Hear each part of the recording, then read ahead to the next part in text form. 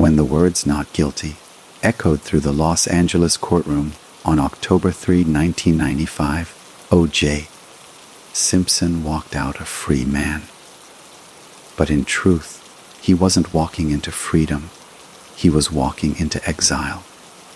The world he once knew, the fame he once enjoyed, the adoration he once commanded, it all changed in an instant. In the eyes of millions, O.J. Simpson was no longer a football hero or a movie star. He was a man forever tied to the brutal murders of Nicole Brown Simpson and Ronald Goldman. A man who had escaped justice, depending on who you asked. The moment he stepped out of court, surrounded by his legal team and cameras flashing like gunfire, the contrast between triumph and tragedy was stark. Johnny Cochran smiled broadly, holding a press conference declaring, "Justice has been served." Across town, the Brown and Goldman families stood before reporters, crying and broken, vowing to continue their fight. For O.J., the first few hours of freedom felt surreal. He returned to his Brentwood home, the same neighborhood that had become infamous overnight. Reporters camped outside, helicopters hovered, and neighbors locked their doors. He was greeted by family, friends, and a small crowd of supporters cheering, "We love you, O.J." But behind the celebration, there was unease. Inside his mansion, the walls seemed to echo with memories. Nicole's laughter, his children's footsteps, and the shadow of everything that had happened. Freedom felt hollow. That night, as he sat alone in his living room, watching replays of his own trial on television, Simpson realized the irony. He had won his case, but lost his world. In the weeks that followed, the public reaction reached fever pitch. Talk shows, newspapers, and radio programs couldn't stop dissecting the verdict. America was split down the middle. For some, the verdict was proof that the legal system could stand up to police misconduct. For others, it was a chilling example of how celebrity and race could bend justice. Tabloids ran headlines like, "O.J. free, but guilty in America's eyes," and "Justice denied, families in pain." Civil rights activists praised the defense team, calling the verdict a victory against systemic bias. Yet legal experts across the nation questioned the outcome, pointing to DNA evidence that had been virtually undeniable. The debate was endless, and O.J. Simpson became both symbol and scapegoat. Meanwhile, Simpson tried to return to normal life, though nothing about it was normal. His endorsement deals, Hertz, Chevrolet, and others, were long gone. Hollywood no longer called. The NFL kept its distance. Even friends who had once stood by him began to quietly disappear. He was invited to a few social events, but every appearance turned into a media circus. When he tried to play golf at a local club, protesters gathered at the gates, holding signs that read, "Justice for Nicole and Ron." Simpson attempted to start a new life in Florida, where he believed he could live quietly with his children, Sydney and Justin. He told friends he wanted to focus on being a father, to rebuild what's left. But even there, the press followed him everywhere. The world wasn't ready to let him move on. In interviews, O.J. insisted on his innocence. "I've been through hell," he said in one 1996 appearance. "People forget. I lost Nicole too." She was the mother of my children, and I loved her. But his words rang hollow to many. Public opinion polls showed that nearly 3/4 of Americans still believed he was guilty. And then came the civil trial. The families of Nicole Brown and Ron Goldman were determined not to let the matter end with the criminal acquittal. In 1996, they filed a wrongful death lawsuit against O.J. Simpson in civil court. This time, the burden of proof was lower, preponderance of evidence rather than beyond a reasonable doubt. The case played out without the theatrical showmanship of the first trial. There were no cameras, no catchphrases, no national obsession, just quiet, methodical evidence. The DNA, the gloves, the blood, it all returned, this time with fewer distractions. And in February 1997, the jury found O.J. Simpson liable for the deaths of Nicole Brown Simpson and Ronald Goldman. They ordered him to pay $33.5 million in damages to the victims' families. The verdict hit Simpson hard, though he still maintained his innocence. This was an undeniable public rebuke, one that labeled him guilty in the court of civil justice. In the years that followed, Simpson's life unraveled further. He struggled financially, his fortune drained by legal fees and debt. The Goldmans pursued him relentlessly for the damages, seizing assets and royalties wherever they could. In response, O.J. tried to shield his income through loopholes, notably his NFL pension, which was protected from seizure. Still, his lifestyle shrank dramatically. The man who once lived in luxury now found himself selling autographs and memorabilia to make ends meet. Each appearance drew controversy. Fans lined up for signatures, while protesters shouted from outside. Simpson even flirted with writing a book titled "If I Did It," describing how the murders could have happened if he were the killer. The project sparked outrage.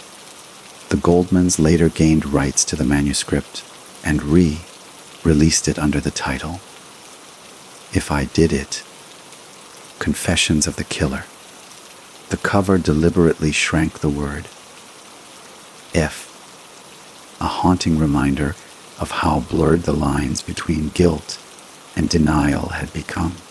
O.J. claimed he was misunderstood, a man unfairly vilified by the media. But time was merciless. His reputation, once golden, had turned to rust. Former teammates avoided him. Hollywood wanted nothing to do with him. Even old friends like Robert Kardashian publicly distanced themselves. By the early 2000s, O.J. Simpson was living in quiet isolation in Miami, playing golf, giving occasional interviews, and trying to stay out of the headlines. But trouble would find him again in 2007. More than a decade after his acquittal, Simpson's name returned to national news. This time, for a crime that left no doubt. In a Las Vegas hotel room, O.J. led a group of men in an armed confrontation with sports memorabilia dealers.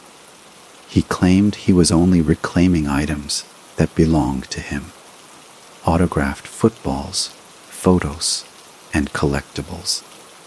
But the incident turned violent, and it was all caught on tape. This time, there were no racial politics, no legal theatrics, no star-studded defense. The evidence was clear. The jury deliberated swiftly. In 2008, O.J. Simpson was sentenced to 33 years in prison, the same number as the millions in damages he owed from the civil trial.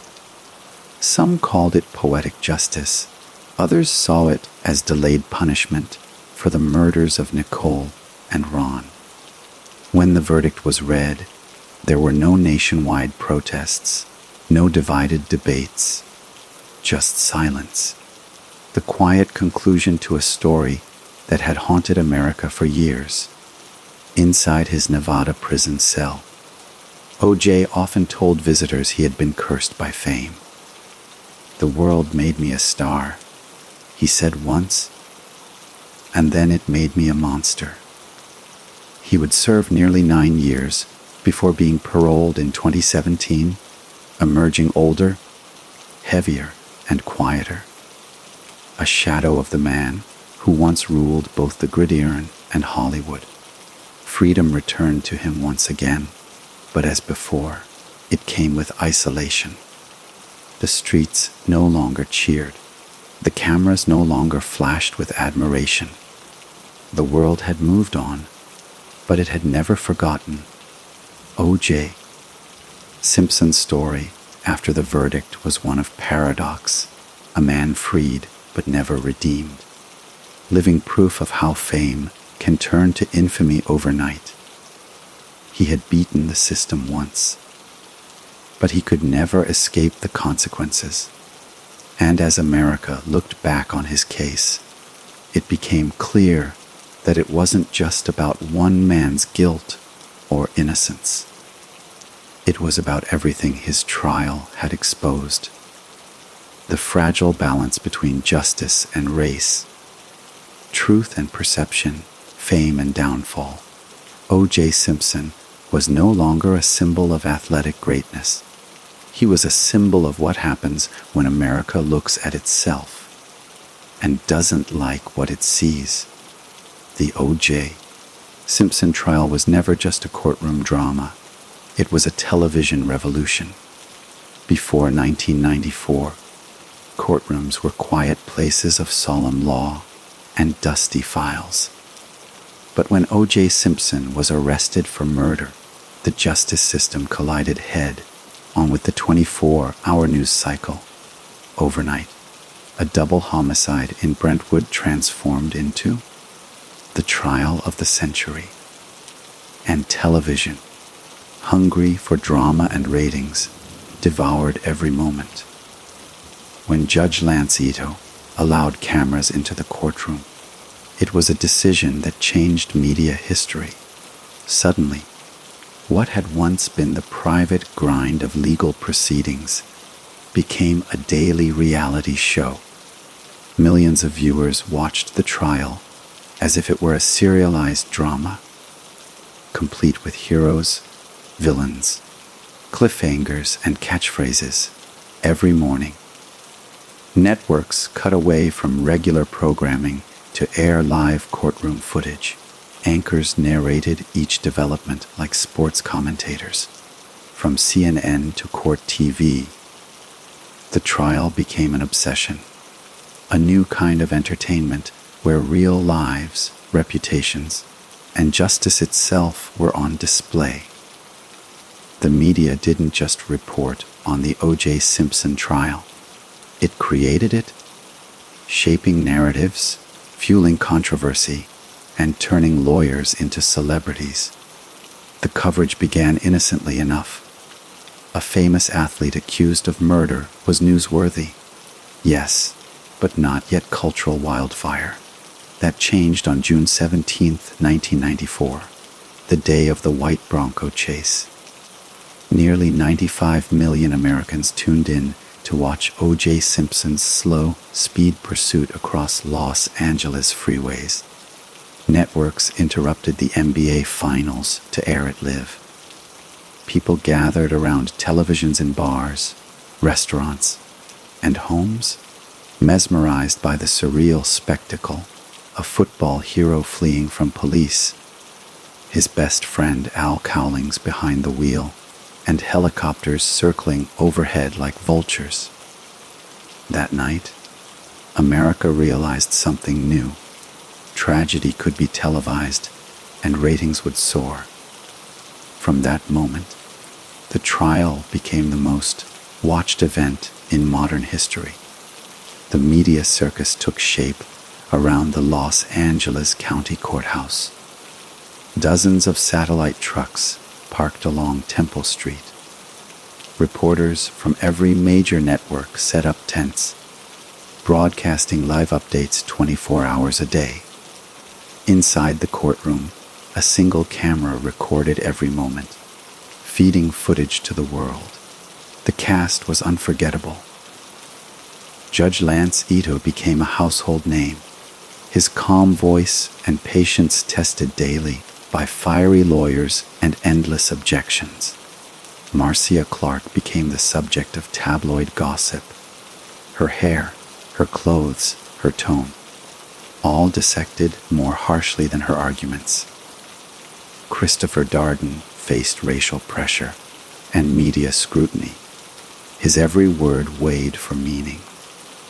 Then there was the Dream Team. Johnny Cochran, with his poetic charisma and moral fire. F. Lee Bailey, the courtroom tactician. Robert Shapiro, the dealmaker. Barry Scheck, the DNA expert. And Robert Kardashian, quiet, loyal, and suddenly famous for reasons he never wanted.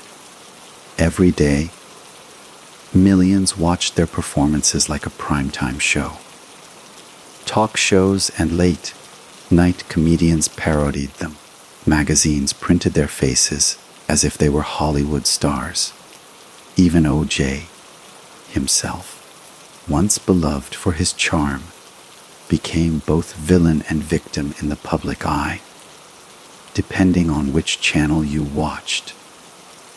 The line between journalism and entertainment blurred completely. Networks realized they were no longer just covering a trial. They were shaping public opinion. CNN, Court TV, ABC, and NBC competed fiercely for ratings, offering endless, expert panels to analyze every piece of evidence.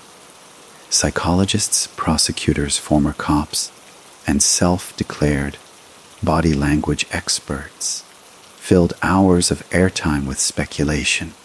Every gesture became a headline. Every smile, every tear, every slip of the tongue became breaking news. Even minor witnesses became overnight sensations.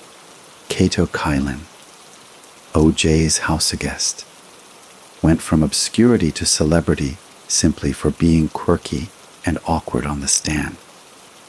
Tabloids dubbed him America's house guest. He appeared on talk shows, comedy sketches, even commercials. The media machine had found its formula: mix crime, celebrity, and spectacle, and watch the ratings explode. But the coverage wasn't just entertainment. It was also deeply political. The O.J. trial forced America to confront uncomfortable truths about race, power, and justice.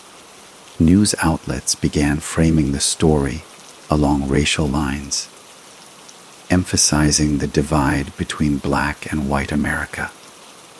Images of jubilant black communities celebrating the verdict contrasted sharply with white viewers' disbelief.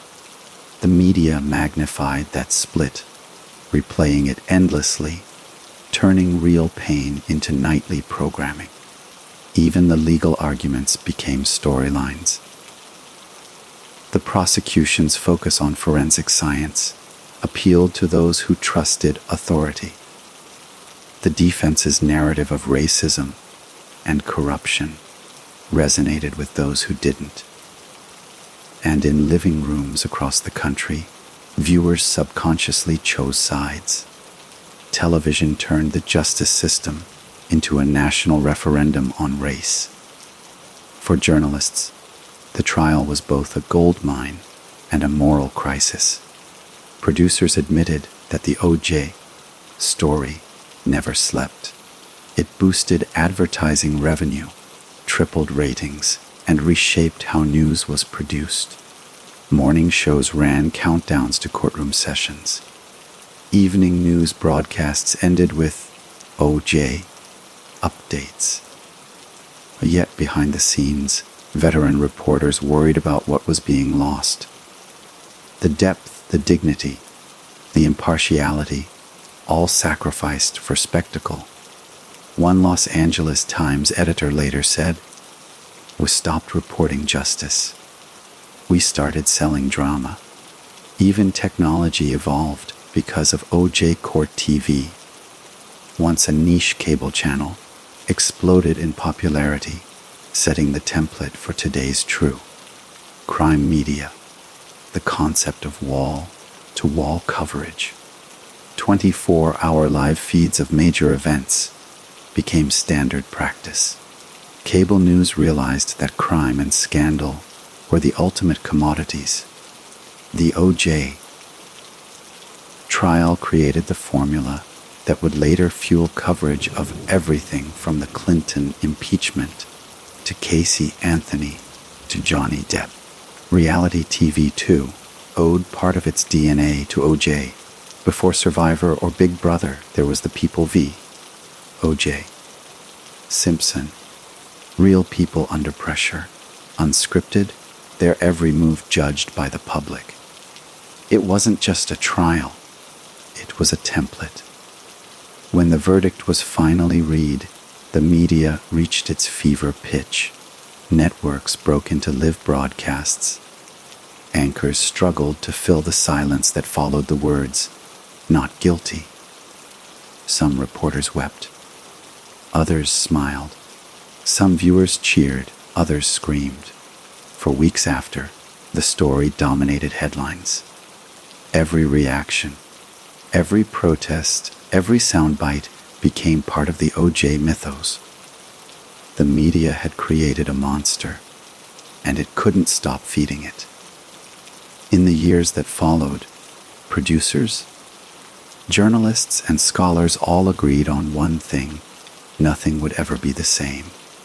The OJ Simpson trial had transformed television from an information source into an entertainment industry built on real lives and real tragedies. It blurred the line between law and theater, truth and storytelling, news and show business. It taught networks that outrage sells, and that once you put justice on TV, it can never truly belong to the courtroom again. Looking back, the cameras that once seemed to illuminate justice had done something else entirely. They had turned it into a mirror reflecting America's obsession with fame, its fascination with race, its hunger for spectacle. When O.J. Simpson stood before the court, he wasn't just on trial for murder. He was on trial for what America had become, a nation where truth competed with ratings, and where the courtroom became the stage for a story that would never end. For the 12 men and women chosen to decide the fate of O.J. Simpson, the courtroom was only half the battle. The real test, the one that would define their lives forever, happened behind a locked door, in a small room with no cameras, no lawyers, and no audience. For nearly 9 months, these jurors had lived in captivity, disguised as civic duty. They had watched every twist and turn of the most publicized trial in history, yet they themselves were invisible, sequestered, silenced, stripped of normal life. From the day they were sworn in, Judge Lance Itta had warned them, "You must not read, watch, or listen to any media coverage." That meant no newspapers, no radio, no television, no phone calls beyond a strict list of approved family contacts. Their mail was screened. Their hotel rooms were checked for contraband. The jury was housed at the Sheraton in downtown Los Angeles, but it may as well have been a prison. At first, many jurors were excited. Serving on a case this famous felt like a once in a lifetime experience. They were ordinary people, a mix of men and women, black and white, young and old, suddenly thrust into a global story. They received special meals, daily escorts, and VIP treatment from deputies. But as days turned into weeks and weeks into months, the glamour vanished. The isolation wore them down. They woke at 6:00 a.m. every day, escorted to the courthouse in white vans with tinted windows. Deputies guarded the hallways as if they were protecting heads of state. Once inside, they sat in the jury box for hours, sometimes 12 or more, listening to lawyers argue, witnesses cry, and experts drown them in technical jargon. When the court day ended, they returned to their hotel, not home. The deputies escorted them floor by floor, ensuring no one spoke to outsiders. They ate meals together in a private banquet room. But even then, conversation was restricted. They weren't allowed to discuss the trial until deliberations. Television was limited to pre-approved shows with no news content. One juror later said, "We lived in a bubble. The world was watching us, but we couldn't watch the world." The strain showed. During the trial, 9 jurors were dismissed, an extraordinary number, for health reasons, misconduct, or emotional breakdowns. One woman accused deputies of racism. Another complained that the conditions were unbearable. One man reportedly stopped speaking altogether. They were replaced by alternates, who themselves grew wary of the endless rules. Some joked that they felt like hostages. Others cried behind closed doors. The sequester lasted 265 days, the longest in U.S. history. By the time the trial neared its end, the jurors were exhausted. Many felt trapped, angry, even resentful. Small annoyances became battles. What TV show to watch? What meal to eat? Who got the window seat on the bus? But one subject united them all. They wanted to go home. When closing arguments finally ended in late September 1995, the jurors were led into the deliberation room, a small, windowless space with fluorescent lights and 12 chairs. On the table before them lay binders of evidence, photographs, and transcripts. The weight of the world rested on their shoulders. After 9 months of watching, it was finally time to decide. They began with a simple question: what do we believe? For most jurors, the answer came quickly. Despite the mountain of evidence, DNA, blood, hair fibers, footprints, doubts lingered. The defense had hammered those doubts relentlessly. They had shown the glove that didn't fit. They had exposed Detective Mark Furman's racism and lies. They had painted a picture of a police department willing to plant evidence against a black man. To many on the jury, that image felt painfully familiar. The Los Angeles Police Department's history of racism, from Rodney King to countless others, was not a distant rumor. It was lived experience. Juror after juror reportedly said the same thing. We don't trust the LAPD. Inside that room, discussions were short. Some wanted to go over the evidence piece by piece. Others argued that the prosecution hadn't proven its case beyond a reasonable doubt. The DNA numbers, though powerful, had lost their magic. After months of confusion, technical jargon, and back and forth testimony, jurors were skeptical. if the police planted one piece of evidence. One juror said, "How can we trust any of it?" The defense's strategy had worked, not by disproving the evidence, but by poisoning its source. One juror later described the deliberations as shockingly fast. Within hours, most had agreed there was enough doubt to acquit. By 3 p.m. on October 2, after less than 4 hours of deliberation, they had reached a verdict. Some wanted to wait until morning to deliver it, to rest, to think. But others were firm. "We've been here long enough," one juror said. "Let's end it." When Judge Ito announced that the jury had reached a verdict, gasps filled the courtroom. No one expected it to be so fast. The jurors returned to their hotel under heavy guard. Deputies confiscated their papers to ensure no leaks. That night they slept, or tried to. Some prayed. Others replayed the trial in their heads. They knew the world would judge them, no matter what they decided. One juror whispered to another, "Tomorrow, everything changes." The next morning, as they filed back into the courtroom, the weight of history pressed down on them.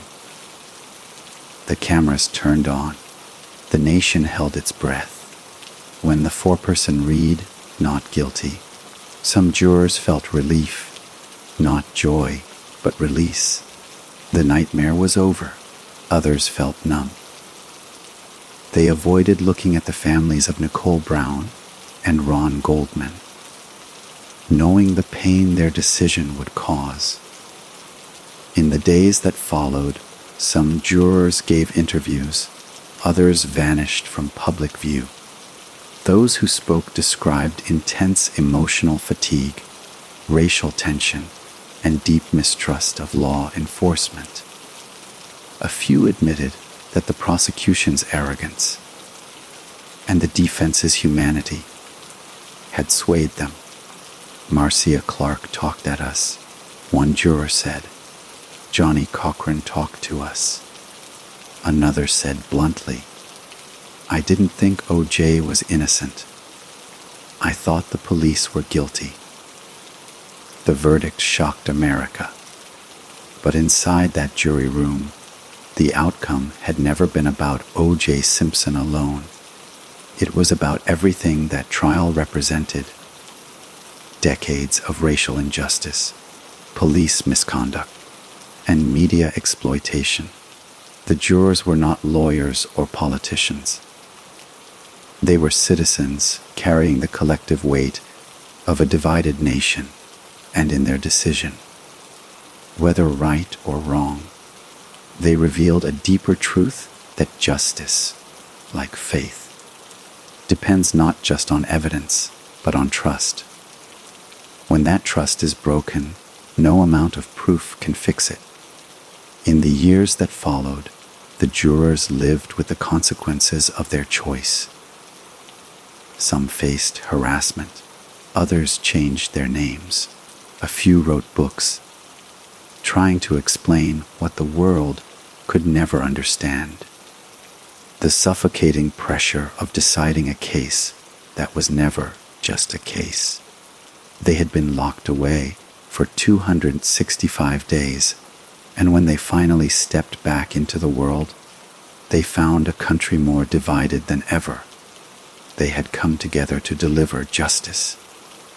Instead, they had delivered a verdict that tore America apart. Behind the sealed door of that jury room, 12 people did what they thought was right. But outside, millions disagreed. The O.J. Simpson trial wasn't just a test of evidence.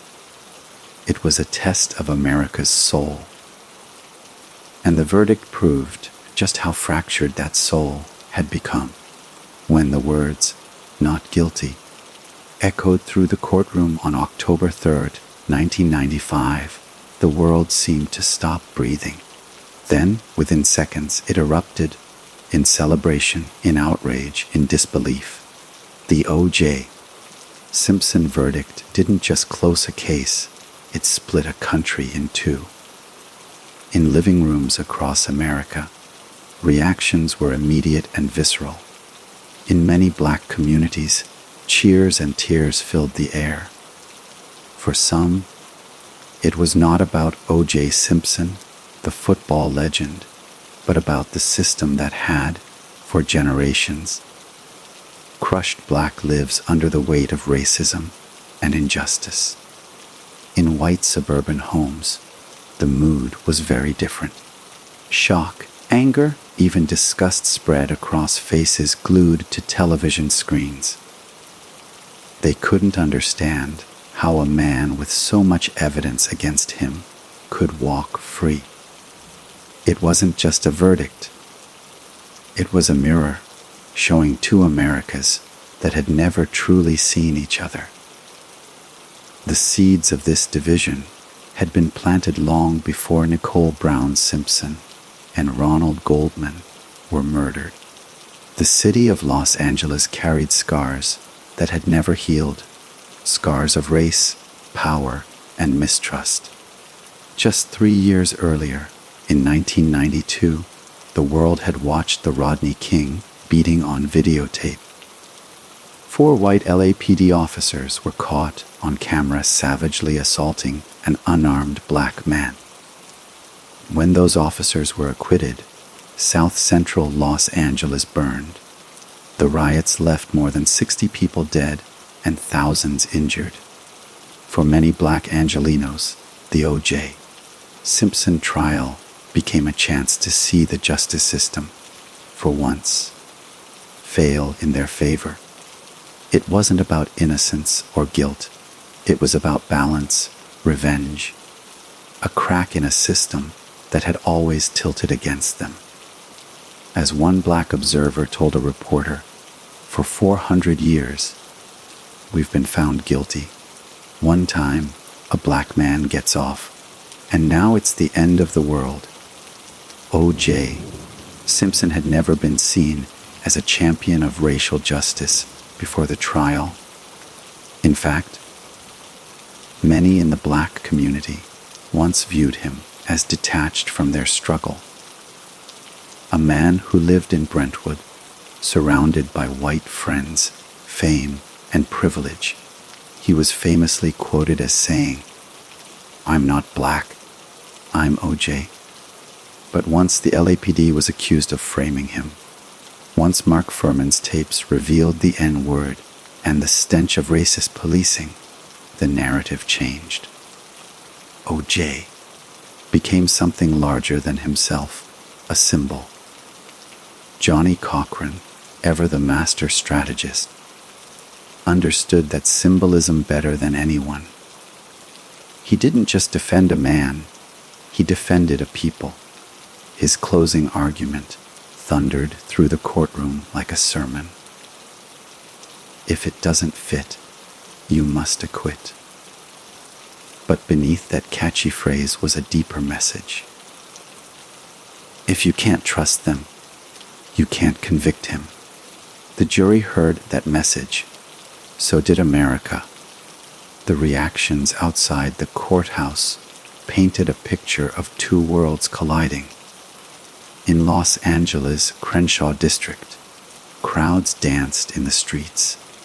Car horns blared. Strangers hugged each other, tears of joy running down their faces. To them, this was history, a victory over decades of systemic oppression. Across town, in Santa Monica and Beverly Hills, people were speechless. He got away with murder, one woman said to a TV crew. If that had been anyone else, he'd be in prison for life. In offices, schools, and restaurants, arguments broke out. Friends stopped speaking to each other. Co-workers shouted across cubicles. America had watched the same trial, heard the same evidence, but lived in entirely different realities. The media, always hungry, seized on the racial divide like oxygen feeding a fire. News networks ran split screen footage, jubilant black faces on one side, stunned white faces on the other. Commentators called it the verdict that split America. Sociologists and journalists filled the airwaves with analysis. Was this justice? Was it revenge? Or was it something far more complex? A reflection of a system so broken that even truth had lost meaning. One headline captured it best: O.J. didn't divide America, he revealed it. In the months following the verdict, conversations about race in America exploded. Churches, campuses, and talk shows debated the case endlessly. The trial became a cultural Rorschach test. Everyone saw what they wanted to see. For some, O.J. was proof that money and fame could buy freedom. For others, he was a man who had finally beaten a corrupt, racist police force at its own game. The phrase, reasonable doubt, became more than a legal term. It became a metaphor for America's uncertainty about justice itself. Could two people look at the same facts and see entirely different truths? The O.J. Simpson trial answered yes. The verdict also had lasting effects on the legal system and the media. Courtroom TV exploded, CNN, Court TV, and networks across the world realized that trials could be entertainment. Lawyers became celebrities.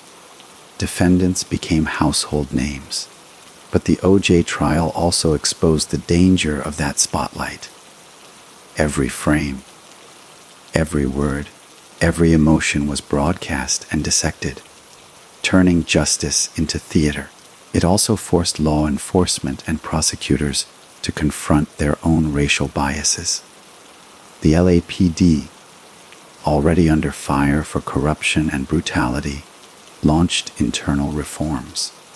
But for many Americans, it was too late. The damage was done.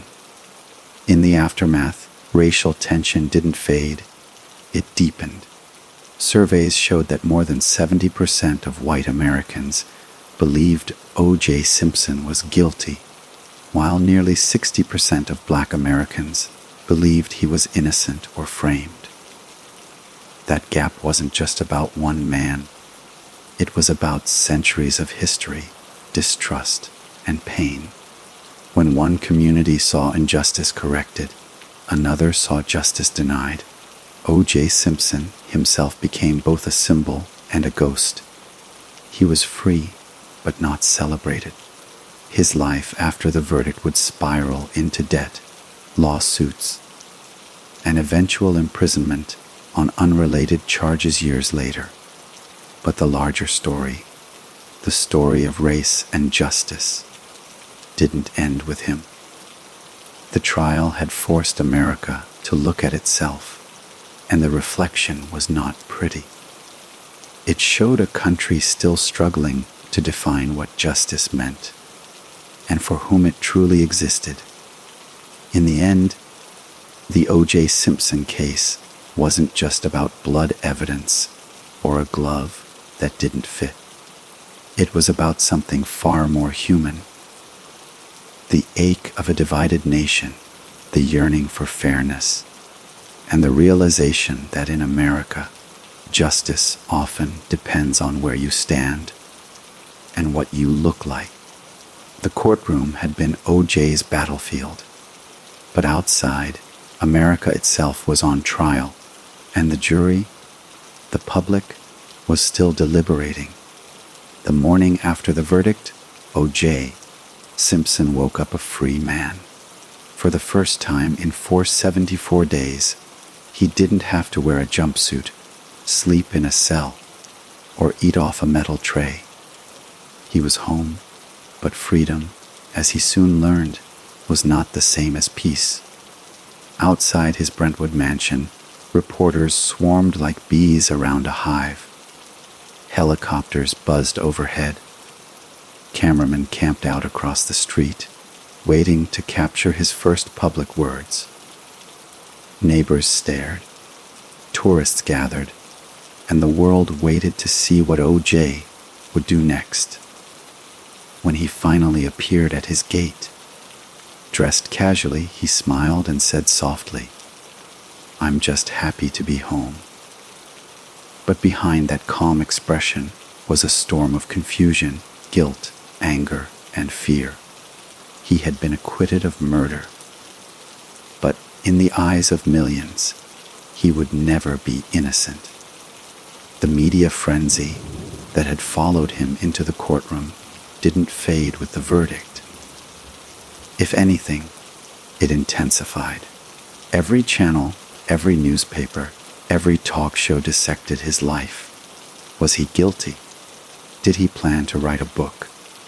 Would he try to return to football? Could America ever forgive him? To the tabloids, O.J. wasn't a person anymore. He was a headline factory. Paparazzi trailed his car. Photographers climbed fences, and journalists fought over exclusive interviews. He was both a man and a myth, living in the ruins of his own fame. Inside the Simpson household, things were no better. His once lavish Brentwood home, once filled with laughter, family, and luxury, now felt haunted.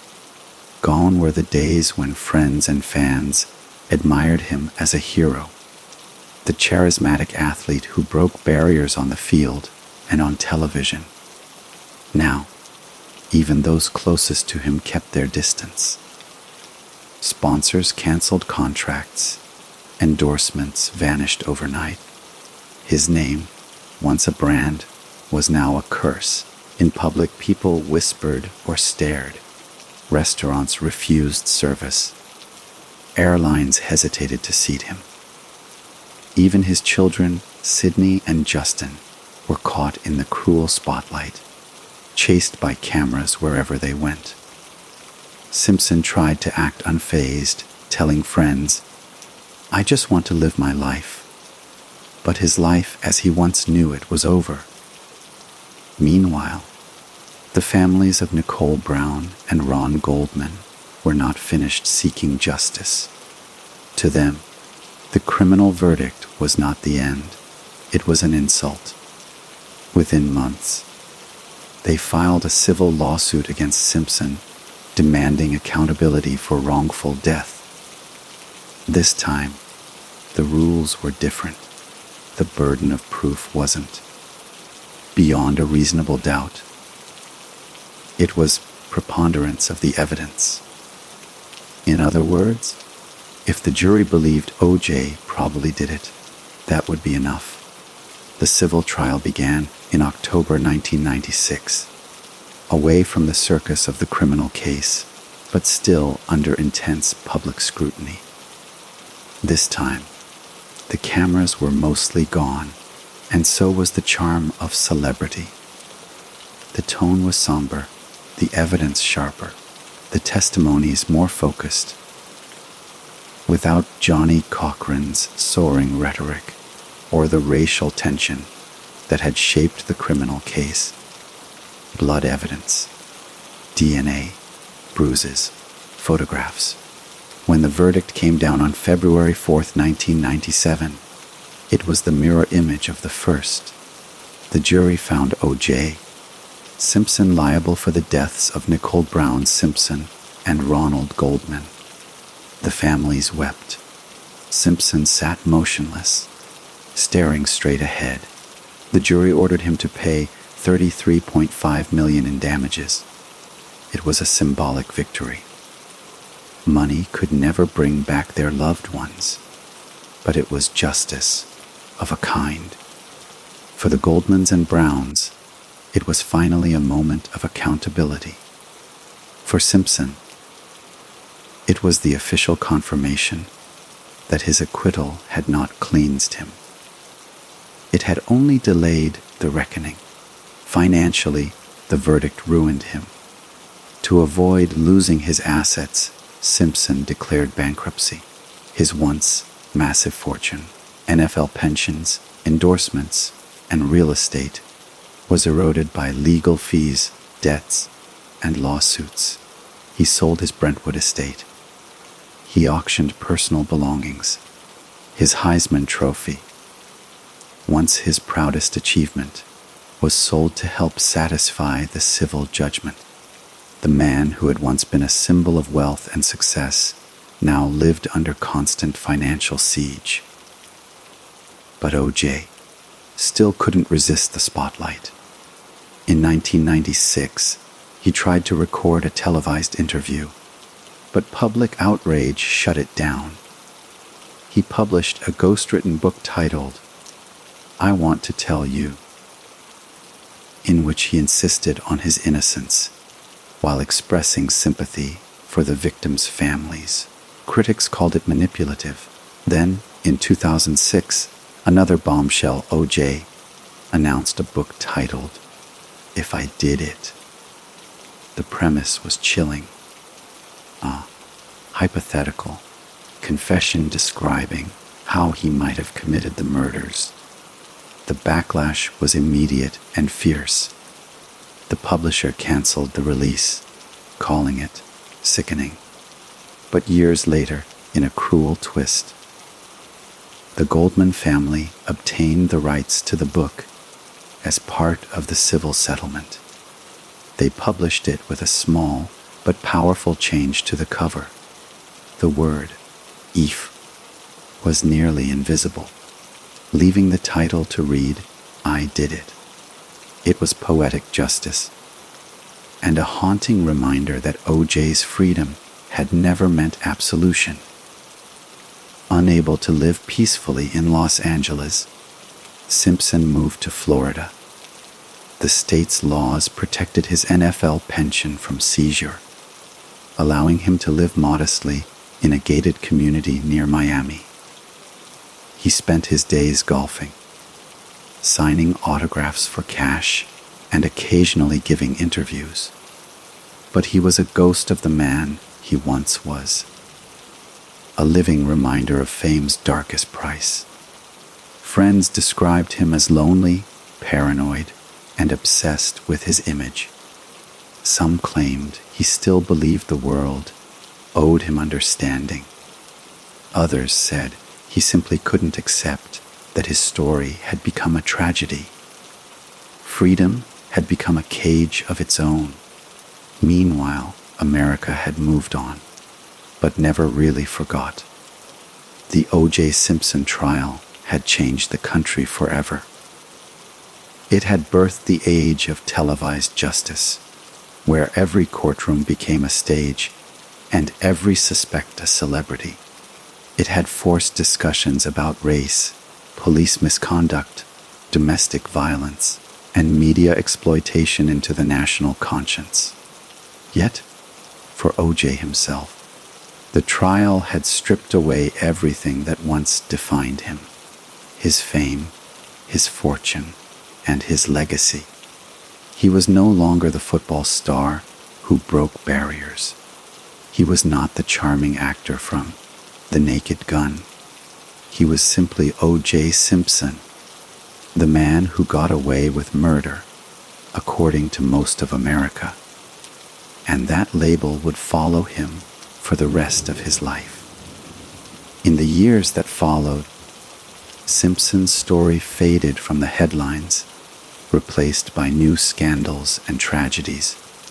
But every time his name surfaced, in documentaries, interviews, or retrospectives, the same question echoed: did he do it?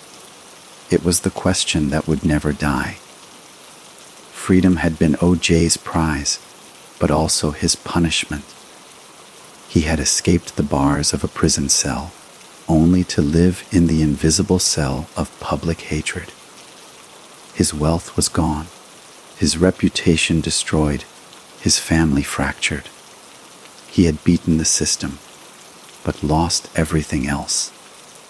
Before the O.J. Simpson case, Courtroom trials were solemn, almost sacred affairs, quiet rooms where justice unfolded in the shadows, far from public view.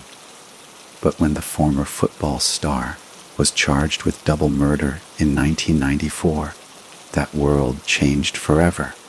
By the time the trial ended in 1995, America wasn't just watching a court case, it was watching itself. The O.J. Simpson trial didn't just dominate the media, it rewrote the rules. It transformed news into entertainment, trials into theater, and lawyers into celebrities. It became the first true reality show of modern America, broadcast live to millions of viewers who couldn't look away. When O.J. was arrested, news networks scrambled to cover every second of the story. The infamous white Ford Bronco chase drew nearly 95 million viewers, more than the Super Bowl that year. Networks cut away from the NBA Finals to show Simpson's slow motion flight across Los Angeles. It was the birth of a new kind of television, one where tragedy, suspense, and celebrity collided in real time. For the next 16 months, the O.J. trial became the nation's obsession. Court TV, a little-known cable channel at the time, exploded in popularity. CNN saw record ratings. Anchors became narrators of a national soap opera, and legal analysts became household names. Day after day, Americans tuned in to watch witnesses testify, lawyers argue, and O.J. sit stoically at the defense table. Every gesture, every expression, every whispered word became a talking point. The trial was no longer confined to the courtroom. It was everywhere. The media's hunger for content was insatiable. When the court adjourned each day, networks launched hours of post-trial analysis. Experts debated every detail: the bloody glove, the DNA samples, the race card, the juror's body language. Tabloids ran sensational headlines. O.J. weeps in court. Nicole's secret diary. Did the LAPD frame a hero? Even comedy shows like Saturday Night Live and The Tonight Show found ways to parody the proceedings. The line between news and entertainment began to blur, and it has never been restored. But what made the O.J. Simpson trial so irresistible to the public? It wasn't just the celebrity of the defendant, though that certainly helped. It was the perfect storm of ingredients that turned the case into a spectacle: race, fame, violence, sex, betrayal, and the question of truth in a divided America. It was Shakespearean in scope. A fallen hero accused of the unthinkable, a beautiful victim, a sensational crime, a racially charged police department, and a legal showdown that played out live every day like an unfolding drama. Americans didn't just watch the trial, they participated in it. They formed opinions, joined debates, picked sides. The courtroom became a mirror reflecting America's obsessions and anxieties. Every home became a jury box, every viewer a judge. Inside the courthouse, the cameras became both witnesses and intruders. For the first time, the world could see justice in action, unfiltered, raw, and emotional. But that transparency came with a price. Lawyers began performing for the cameras. Witnesses adjusted their behavior. Prosecutors and defense attorneys measured every word for public impact. Even Judge Lance Ida became a television figure, his face appearing on magazine covers and late-night sketches. What was once sacred became spectacle. Legal scholars later described it as the moment the justice system lost its privacy. No longer was a trial just about guilt or innocence. It was about perception, image, and narrative. The courtroom had become a stage. Television executives, meanwhile, learned a powerful lesson. Trials could drive ratings like nothing else. In the wake of the O.J. case, the appetite for courtroom coverage exploded. Networks launched dedicated legal programs, from the People's Court to Judge Judy, blending law with entertainment. True crime documentaries flourished.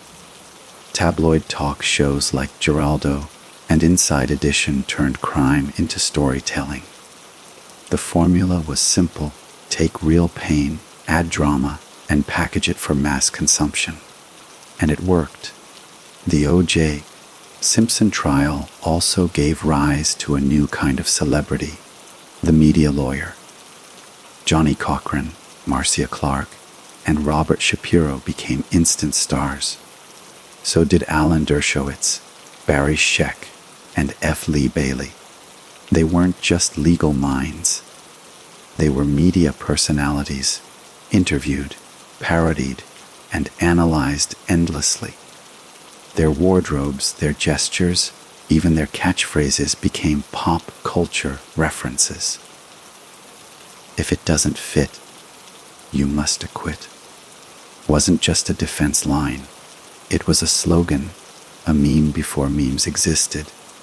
And when the trial ended, these lawyers cashed in on their newfound fame, writing books, hosting shows, and appearing on talk circuits. The O.J. trial didn't just change their lives. It changed how America viewed lawyers altogether. The power of the camera also exposed something else, the emotional vulnerability of justice itself. When the verdict was read live on October 3, 1995, the reaction was instantaneous. Within seconds, newsrooms across the country broadcast split screenshots of Black Americans cheering and white Americans staring in disbelief. It was one of the most unforgettable moments in television history, and a stark reminder that the media didn't just reflect America's divisions, it amplified them. Every camera, every headline, every hot take deepened the rift between two worlds that saw the same trial through completely different lenses. The trial also redefined how crime was covered in America. Before O.J., murder cases were reported with restraint. After O.J., every high-profile crime became an opportunity for spectacle. From John Benet Ramsey to Casey Anthony, from Scott Peterson to the Menendez brothers, the formula was set: find the drama, film the tears, and let the audience decide. The public's trust in the justice system began to erode, replaced by the entertainment value of guilt and innocence. People no longer wanted facts. They wanted narrative. Yet, for all the criticism, the O.J. trial also sparked important conversations about race, policing, domestic violence, and forensic science. It introduced millions of Americans to the power and limits of DNA evidence. It forced newsrooms to confront racial bias in their coverage. It made the legal system visible, imperfect, and human. The trial became a case study in both the promise and peril of transparency. In the decades that followed, the legacy of O.J.'s trial lived on. The 2016 FX series, The People v. O.J. Simpson, American crime story, reignited the nation's fascination, introducing the case to a new generation. ESPN's documentary O.J. Made in America went even further, exploring how fame, race, and media intertwined to create a tragedy that could only have happened in America.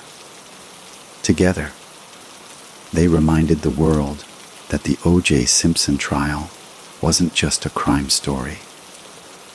It was a cultural earthquake. When the cameras finally left the courtroom in 1995, they didn't stop rolling. They just moved on to new stories, new scandals, new trials. But the rules they learned during O.J.'s case still govern media today. Every time a high-profile defendant walks into court surrounded by cameras, every time a trial becomes a trending topic, every time a moment of tragedy turns into television. That's the echo of O.J. Simpson's trial. It was the case that blurred truth and entertainment, justice and ratings. And in doing so, it changed television and America forever. When the verdict was read in October 1995, not guilty of the crime of murder, O.J. Simpson stood still for a moment, then exhaled deeply. Around him, the courtroom fractured in emotion.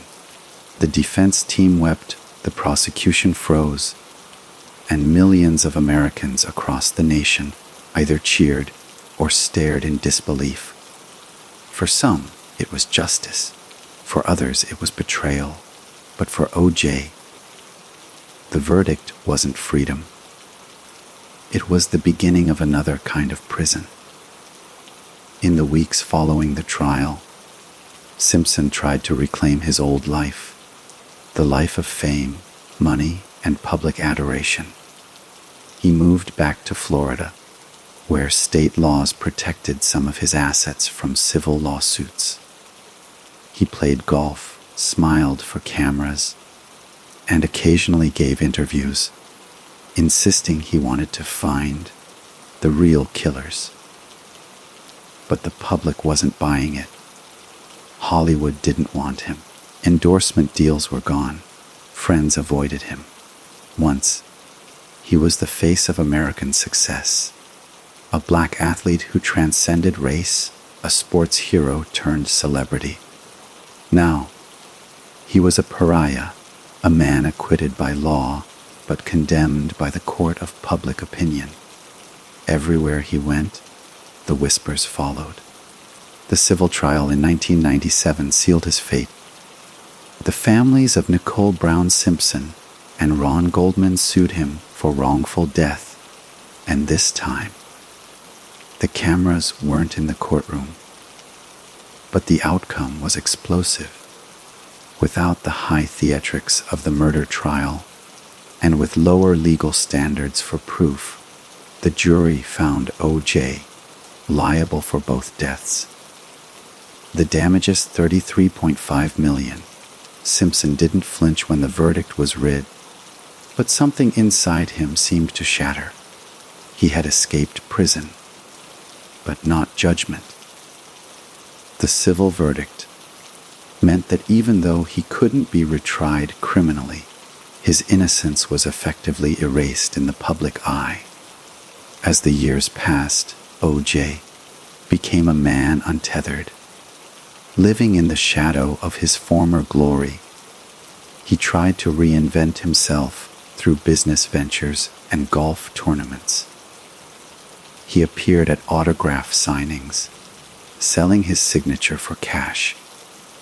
At times, he joked about his notoriety, embracing the infamy as if it were a brand. But his life was shrinking. The millions he once earned were gone, swallowed by legal fees and debt. The Brentwood mansion, where his children once played, was sold. He moved into smaller homes, lived off his NFL pension, and surrounded himself with people who tolerated him more than they admired him. The world had moved on. O.J. had not. Then came the book, If I Did It. In 2006, Simpson agreed to publish a hypothetical account of how he might have committed the murders. If he had done it, the title alone ignited outrage. It wasn't just bad taste, it was provocation. The public, already divided over his acquittal, saw it as a taunt. The families of the victims were horrified. Even Rupert Murdoch's network, which had planned to air a companion interview special, canceled it after the backlash. The book was pulled, but years later, the Goldman family, who had won rights to it as part of their unpaid civil judgment, republished it under a chilling new title, If I Did It, Confessions of the Killer. O.J. had once been the most loved man in America. Then, in 2007, Simpson's story took another dark turn, one that even Hollywood couldn't have scripted. On September 13, 2007, in a Las Vegas hotel called the Palace Station, O.J. and a group of men stormed into a room filled with sports memorabilia dealers, armed with guns. They demanded items Simpson claimed had been stolen from him. Signed footballs, photos, personal artifacts from his past. The confrontation turned chaotic. Voices were raised. Guns were drawn. The police were called. When the tapes surfaced, recordings of Simpson yelling, "Don't let anybody out of this room!" The nation watched in disbelief. The man who had spent years avoiding trouble had walked straight into it. In 2008, O.J.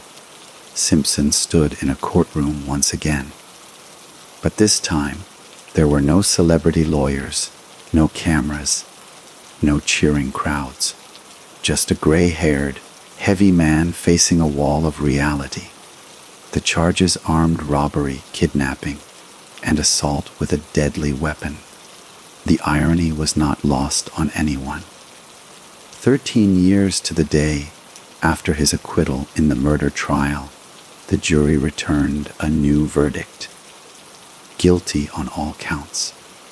Simpson sat motionless as the sentence was read. 33 years in prison. 1 year for every million he owed the Goldman and Brown families. Some saw it as poetic justice. Others called it revenge. But to the world, it was closure of a kind. In Nevada's Lovelock Correctional Center, O.J. was no longer a celebrity, just another inmate. He worked in the gym, mopped floors, lifted weights, and played cards. Guards described him as polite and cooperative. Fellow prisoners saw him as a legend fallen from the sky. Time moved differently behind bars. He missed birthdays, weddings, and funerals.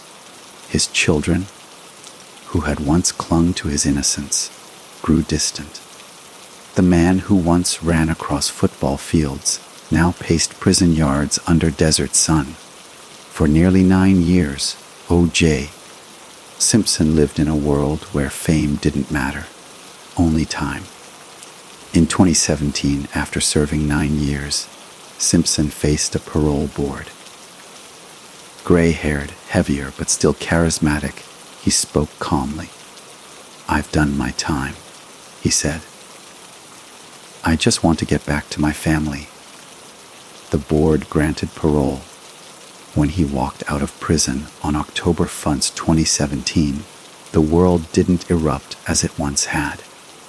There were no parades, no interviews, no celebration, just silence. He was 70 years old, a free man in body, but forever imprisoned by his past. O.J. settled in Las Vegas, living quietly, playing golf, and posting occasionally on social media. In his videos, he tried to sound cheerful, often beginning with his now familiar phrase, "A Twitter world, it's yours truly." But behind the smiles, there was an undeniable shadow. the knowledge that he could never escape what he had become, a symbol of fallen glory, a name forever tied to tragedy. He was still watched, still judged, still dissected by a nation that couldn't let go of the story that had once defined it.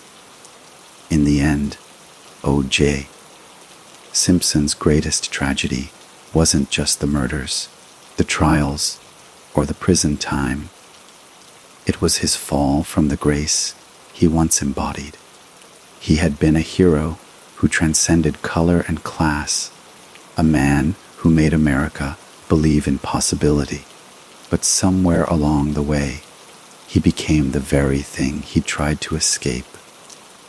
A cautionary tale of fame, ego, and denial. The chase, the trial, the verdict, the fall, they weren't just chapters in one man's story.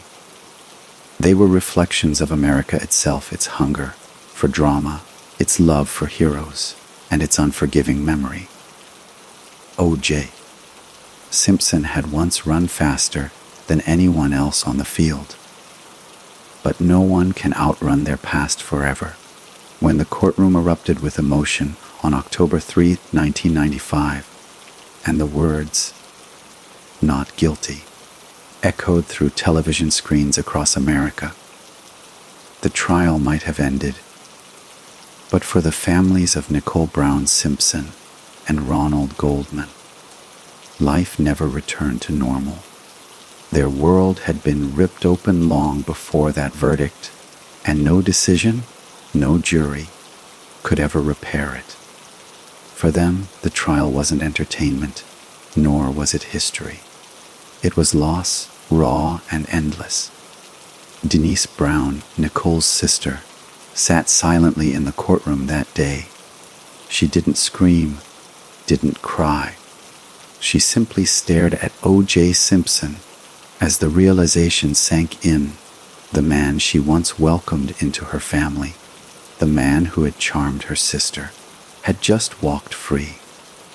In her heart, she felt justice had failed. Not only Nicole, but every woman who had ever been silenced by domestic violence. From that day on, Denise devoted her life to speaking out.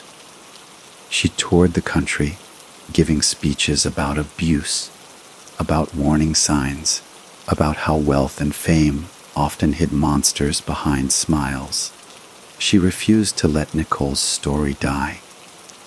Her voice became a weapon, one of the few she had left. Across the courtroom, the Goldmans sat in disbelief.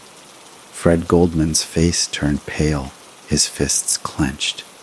His son, Ron, had been just 25, a young man with dreams, ambitions, and a kind heart. He had gone to Nicole's house that night to return a pair of sunglasses she'd left at a restaurant. That small act of kindness had cost him his life. When O.J. walked out of the courtroom, Fred Goldman felt the air leave his lungs. To him, the verdict was not justice, it was betrayal. But Fred refused to fade into grief. He became relentless in his pursuit of accountability. If the system won't hold him responsible, Fred said, then we will. And they did, in 1997. Fred Goldman and his family brought a civil lawsuit against Simpson. Unlike the criminal trial, which required proof beyond a reasonable doubt, the civil case only needed a preponderance of evidence, that it was more likely than not that Simpson was responsible. This time, the Goldmans won. When the verdict came, liable for the wrongful deaths of Nicole Brown Simpson and Ronald Goldman, Fred cried for the first time in years. Not because he felt victory, but because, finally, someone had said what he'd known all along, that his son's life had value. The judgment was $33.5 million, an amount Simpson could never pay. Yet, For Fred Goldman, it was never about the money. It was about acknowledgement. A line in history that said Ron mattered, that his death was not forgotten beneath celebrity and spectacle. Years later, when Simpson wrote If I Did It, the Goldmans fought to seize control of the book's rights. And they won. They changed the title layout so the word "if" was almost invisible, leaving "I Did It" to stand boldly on the cover. It wasn't vengeance, it was truth-telling, carved in ink, while the families sought justice. The world outside was still trying to understand what the trial had done to America itself. The O.J. Simpson case had not only divided the nation along racial and social lines, it had exposed them for many Black Americans. The verdict represented a rare moment of victory over a justice system that had historically failed them. After years of seeing Black men railroaded by police and courts, here was a case where a Black man beat the system, not by luck, but through the very rules that so often worked against them. For many white Americans, it was the opposite. A symbol of how fame and money could buy freedom, even in the face of overwhelming evidence. The divide wasn't just about guilt or innocence. It was about trust. Trust in police, in courts, in truth itself. In the years that followed, scholars, journalists, and filmmakers dissected the case endlessly. Books were written, documentaries released, interviews replayed. The O.J. Simpson trial became more than a murder story. It was a mirror reflecting the contradictions of American justice. It showed how race could shift perception, how the same evidence could mean different things depending on who was watching.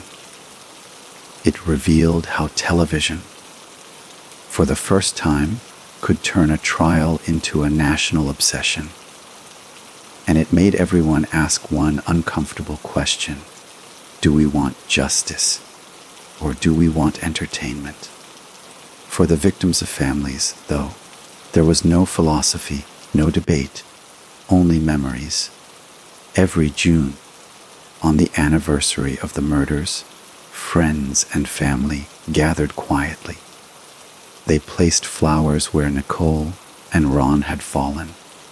They told stories about Nicole's laughter, her love for her children, her kindness, about Ron's humor, his loyalty, his dreams.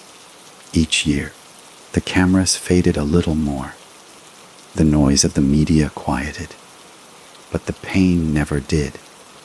Nicole's children, Sydney and Justin, grew up largely out of the spotlight. They were just 8 and 5 when their mother was killed. The images of them crying at her funeral broke hearts across the world. As adults, they sought privacy, choosing silence over spectacle. To this day, they have never spoken publicly about that night. Perhaps that's their way of surviving, by leaving the story behind, even when the world refuses to. In Brentwood, the condominium where the murders took place was remodeled, repainted, and renumbered. The new owners removed the address, 8R75 South Bundy Drive, hoping to erase its association with tragedy, but memory is harder to paint over. Tourists still drive by.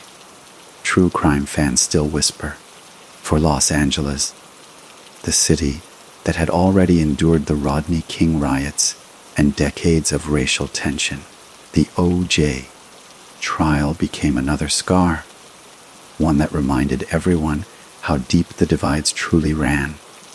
In the end, the verdict didn't heal anyone. It didn't bring Nicole or Ron back.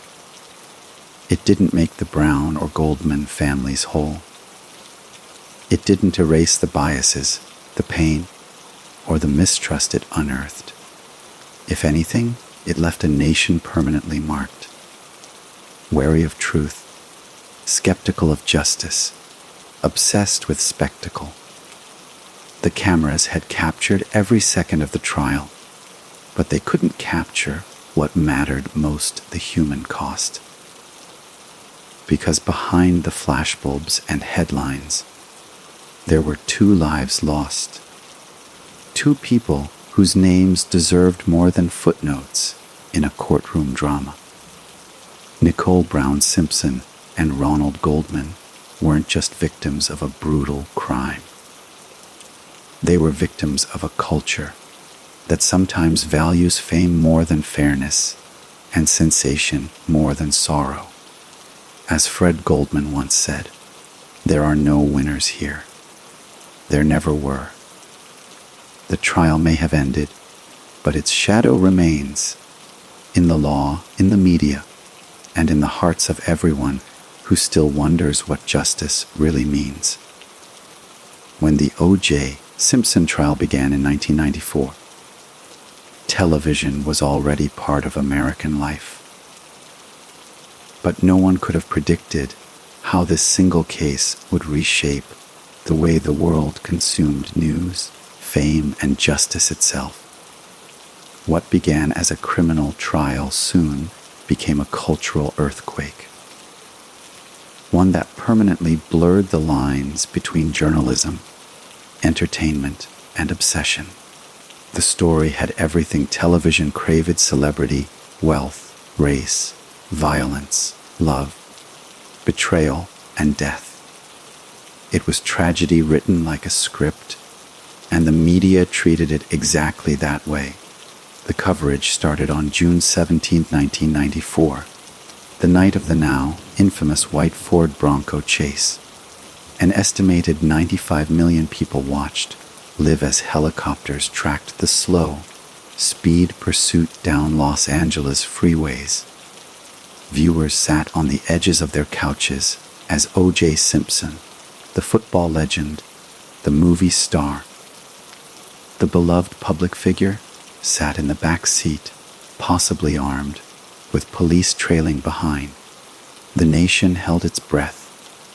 TV networks interrupted NBA Finals coverage to follow the chase. Families gathered around their screens as if watching a movie. Only this was real life, unedited, unfolding minute by minute. In that moment, television discovered something new: crime as mass entertainment. When the trial began, Court TV, a relatively new cable channel, saw its ratings explode. CNN aired live gavel-to-gavel coverage. Every day, millions tuned in to watch lawyers argue, witnesses cry, and evidence unfold. Anchors and analysts became household names. Legal commentators were treated like celebrities. Even jurors, once dismissed as anonymous participants, became subjects of fascination and later interviews. It was reality TV before reality TV existed.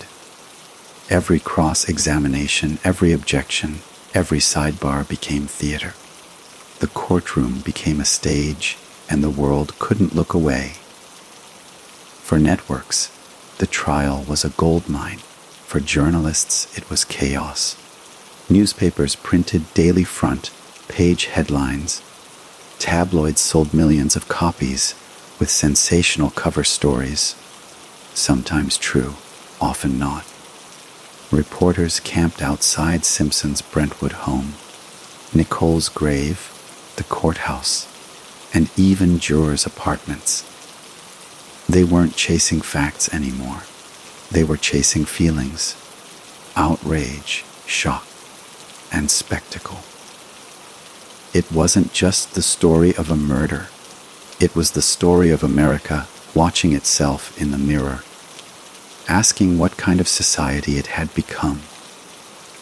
The power of television didn't just change how people saw the trial.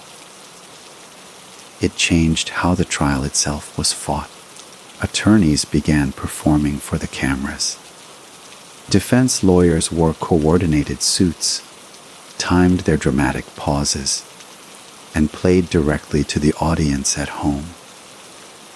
Prosecutors adjusted their tone, mindful that millions were watching. Even witnesses became media figures, some willingly, others reluctantly. Judge Lance Ito, who allowed cameras in the courtroom, became an unlikely celebrity himself. Late night hosts mocked him. Sketch comedians imitated him. His courtroom, once a solemn space of justice, had turned into a daily broadcast of human drama. The line between journalism and show business was gone. Outside the courtroom, the world was changing too. The O.J. Simpson trial unfolded during the early years of the 24-hour news cycle, a time when networks like CNN, MSNBC, and Fox News were competing to fill airtime around the clock. The trial gave them the perfect content. Endless material, constant updates, emotional interviews, and shocking visuals. It wasn't just a news event, it was a programming strategy. And it worked. Ratings soared, advertising revenue climbed, and somewhere in that frenzy, journalism itself began to shift. The age of sober, fact-based reporting was giving way to an era of commentary, speculation, and emotion-driven storytelling. The trial had shown media executives what audiences wanted, drama wrapped in reality. And America was hooked. People debated the case in coffee shops, schools, offices, and living rooms. Talk radio and daytime shows thrived on it. For the first time, cooler conversation wasn't about sports or politics. It was about blood evidence, DNA tests, gloves, and Elibus. The phrase, "If it doesn't fit, you must acquit," became a cultural punchline. The glove demonstration became a viral moment before social media even existed. Television didn't just report the story, it created it. But the media's obsession came at a cost. In their pursuit of spectacle, networks often lost sight of the tragedy at the heart of the case. 2 people brutally murdered. Nicole Brown Simpson and Ronald Goldman were mentioned less and less as the trial became more about O.J., about race, about ratings. The victim's humanity was overshadowed by the celebrity of the accused. The coverage became a circus, and America was the audience applauding every act. In hindsight, media scholars call the O.J. Simpson trial the birth of infotainment, the blending of information and entertainment into a single, addictive format. It paved the way for everything that followed the 24-hour celebrity scandal cycle, the true crime boom, the rise of televised trials like Casey Anthony, Scott Peterson, and Johnny Depp versus Amber Heard. Every time a courtroom becomes content, every time tragedy becomes trending, we can trace its roots back to 1995, back to O.J. Simpson, back to the cameras in Judge Ito's courtroom. The trial also changed fame itself. Before O.J., celebrity was earned through talent, success, or achievement.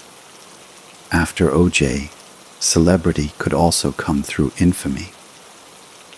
The media learned that audiences didn't just love heroes, they loved villains too, as long as the story was dramatic enough.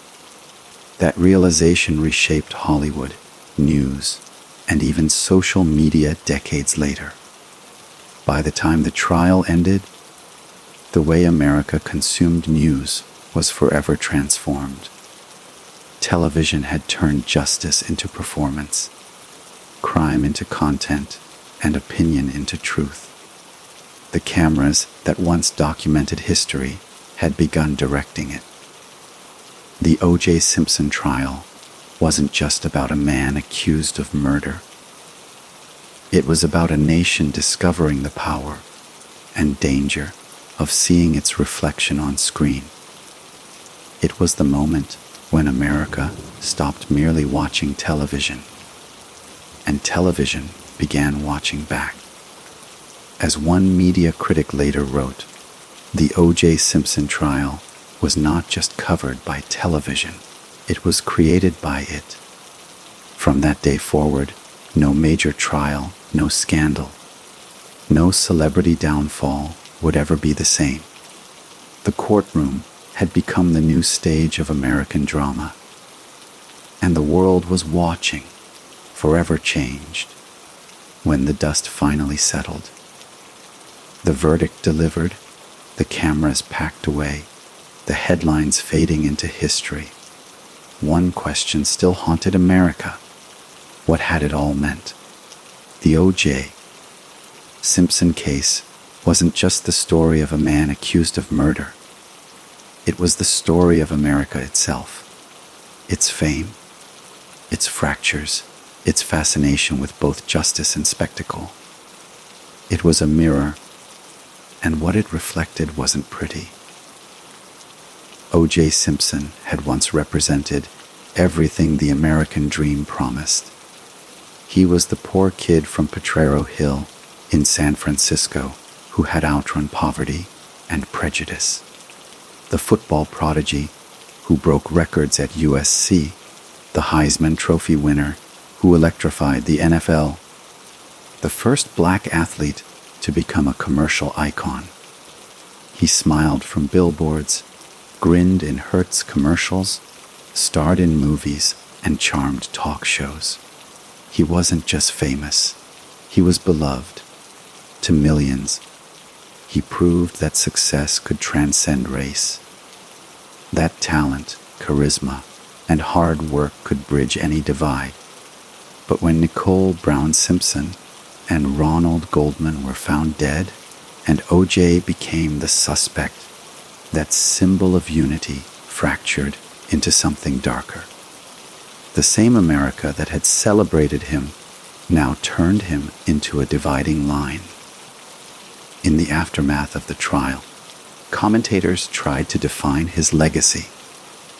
Was he a tragic figure undone by fame, a violent man who hid behind charm, or a victim of a broken system, punished more in perception than in law? The truth, perhaps, is all of those things and none. O.J. Simpson became a paradox, a hero and a villain, a symbol of racial injustice and of privilege, a man who inspired both sympathy and disgust. He was living proof that in America, fame could build you up and destroy you just as fast. The trial exposed wounds that had never healed, especially about race and justice, to many Black Americans. The acquittal felt like long, overdue payback against a system that had brutalized their communities for generations. The Los Angeles Police Department, still tainted by the Rodney King beating just a few years earlier, was seen as corrupt and racist. Trust was gone. So when O.J. was acquitted, many saw it not as one man's freedom, but as a rare moment of balance in a country that had never been fair. But to many white Americans, the verdict was proof that money and fame could twist justice, that the system could be manipulated if you could afford the best lawyers and control the narrative. The divide wasn't just racial, it was moral. It showed that America didn't share one version of truth. It had two. The trial also reshaped the relationship between justice and celebrity. Before O.J., A courtroom was a solemn place, shielded from the glare of cameras. After O.J., every high-profile case became a public spectacle. Lawyers became stars. Defendants became characters. Justice became entertainment. And the line between guilt and innocence blurred beneath the bright lights of TV. The case made clear that in modern America, perception could be more powerful than evidence, and that truth, once filtered through media and emotion, could be rewritten. O.J. Simpson lived long enough to see his own story become a legend. Documentaries like O.J., Made in America, and The People v. O.J. Simpson, American Crime Story, revisited the case decades later, reigniting debates, revising opinions, and forcing a new generation to confront what the trial had revealed. In interviews, Simpson often claimed he had moved on. "I don't live in the past," he said once, smiling, but the past lived in him. Every headline, every mention of his name carried the same shadow. Even after his release from prison in 2017, O.J. was not free in the way he imagined. He was trapped in a story the world refused to stop telling. His downfall became more than a personal tragedy. It became a cautionary tale about fame itself. In chasing the dream of being adored, he'd lost sight of the line between image and identity. His life had become performance. And when the performance ended, there was nothing left but the man beneath the mask. The O.J. Simpson saga taught America that fame is a double-edged sword. It gives, it elevates, it forgives until it doesn't. And when it turns, it devours. In a deeper sense, the story of O.J. Simpson forced Americans to confront uncomfortable truths about themselves. That justice is not blind. It sees color, wealth, and status. That media power can shape verdicts as much as evidence can. That a nation obsessed with celebrity will always mistake attention for importance. O.J.'s trial was not just about two murders. It was about America's soul, how easily it can be bought, how quickly it can turn, and how deeply it can divide itself over the idea of truth. For those who lost their loved ones, for the Browns and the Goldmans, the years brought no peace, but they found purpose. They became voices for victims, reminders that behind every headline lies a human cost.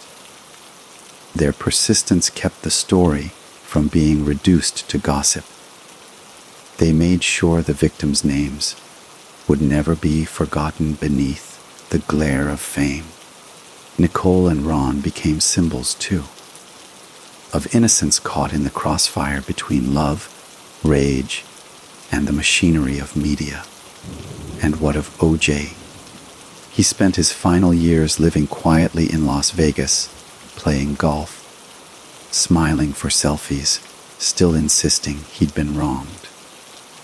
In interviews, he avoided talking about the trial, saying only, "It's part of my life, but not my life." But deep down, he must have known it was the part. The trial had defined him, and, in a strange way, defined America. Looking back now, 3 decades later, the O.J. Simpson story feels less like a case and more like a prophecy. It predicted the rise of celebrity obsession. It foreshadowed the blending of news and entertainment. It revealed the cracks in America's justice system and the deeper cracks in its conscience. It taught the world that truth is fragile, that perception can outweigh proof, and that sometimes a nation's biggest trial isn't about a crime, but about itself. In the end, the O.J. Simpson saga remains unfinished, not because the facts are unclear, but because the impact still lingers. It lives in every televised trial, every viral scandal, every debate about justice, race, and fame. It is the story of a man who once ran faster than anyone, but couldn't outrun who he was. The story of a country that saw itself in him and didn't like what it saw. And maybe that's why the story endures. Because it isn't just about guilt or innocence. It's about America, forever caught between its ideals and its reality. As the years pass, one truth remains: the O.J. Simpson trial was not the end of something. It was the beginning of the world we live in now. It was a warm Sunday evening, June 12th, 1994.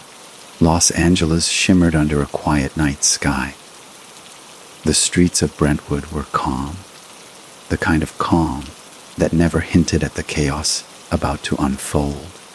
In a gated townhouse on Bundy Drive, 35-year-old Nicole Brown Simpson, mother of two, ex-wife of football legend O.J. Simpson, prepared for a peaceful evening after her daughter's dance recital.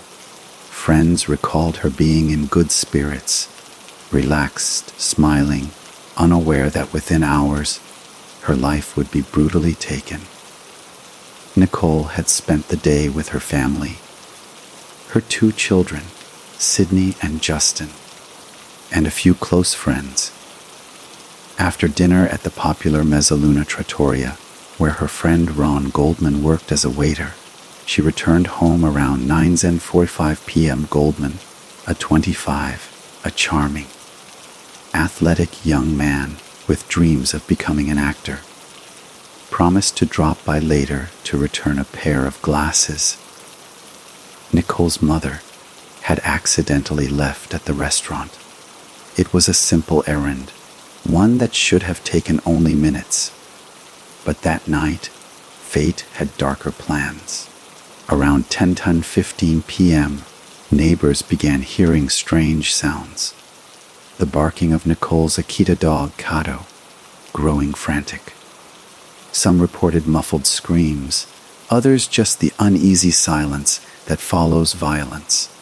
Minutes later, two bodies lay on the walkway leading to Nicole's front door. Nicole had been stabbed multiple times, her throat slashed with terrifying precision. Ron Goldman lay nearby, also stabbed repeatedly, as though caught in a desperate struggle to fight off the attacker. The brutality was shocking, a scene so violent that even seasoned LAPD officers would later describe it as a slaughter. At 12:10 a.m., June 13th, a neighbor walking Nicole's dog noticed blood on its paws. Following the trail, he discovered the bodies. A moment that would mark the beginning of one of the most infamous murder investigations in American history. By 12:30 a.m., LAPD officers arrived on the scene. Detective Mark Furman, a name the world would soon know too well, was among them. As flashlights cut through the darkness, the crime scene unfolded like a horror movie. The blood spatter, the signs of struggle, the silence of death, the brutality spoke volumes. Whoever had done this was enraged, emotional, and close to the victims. Then came the first chilling clue. At the scene, officers found a single leather glove, dark, bloodied, and left behind near the bodies. Hours later, detectives would find a matching glove behind O.J. Simpson's Brentwood estate at Rockingham Avenue, just 2 miles away. The same type, the same brand, both soaked with blood. When police went to notify O.J. Simpson of his ex-wife's death at 4:30 a.m., they noticed something strange. Blood on the white Ford Bronco parked outside.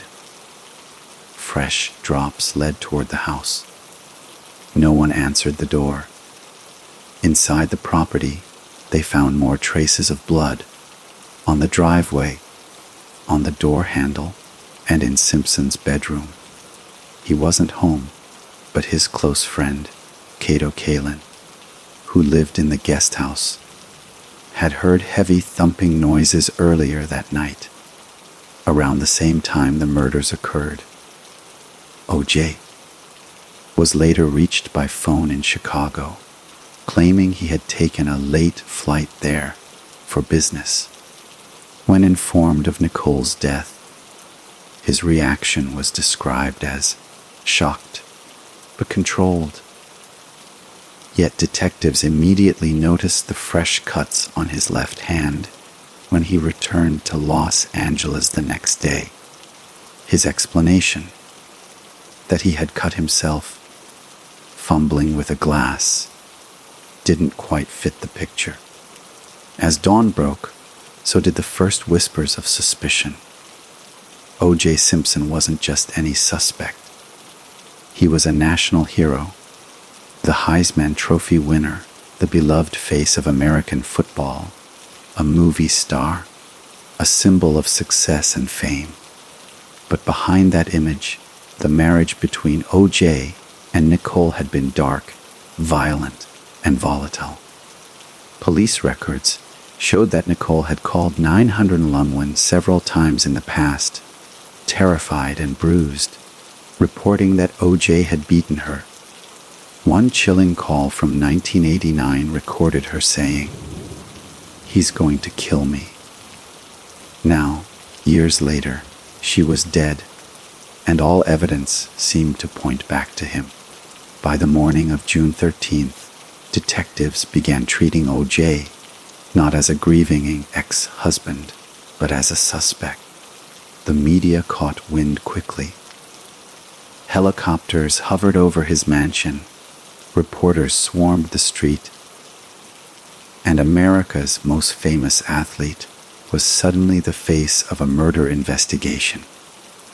Television screens filled with flashing images, the blood, the gloves, the white Bronco. The story exploded into living rooms nationwide.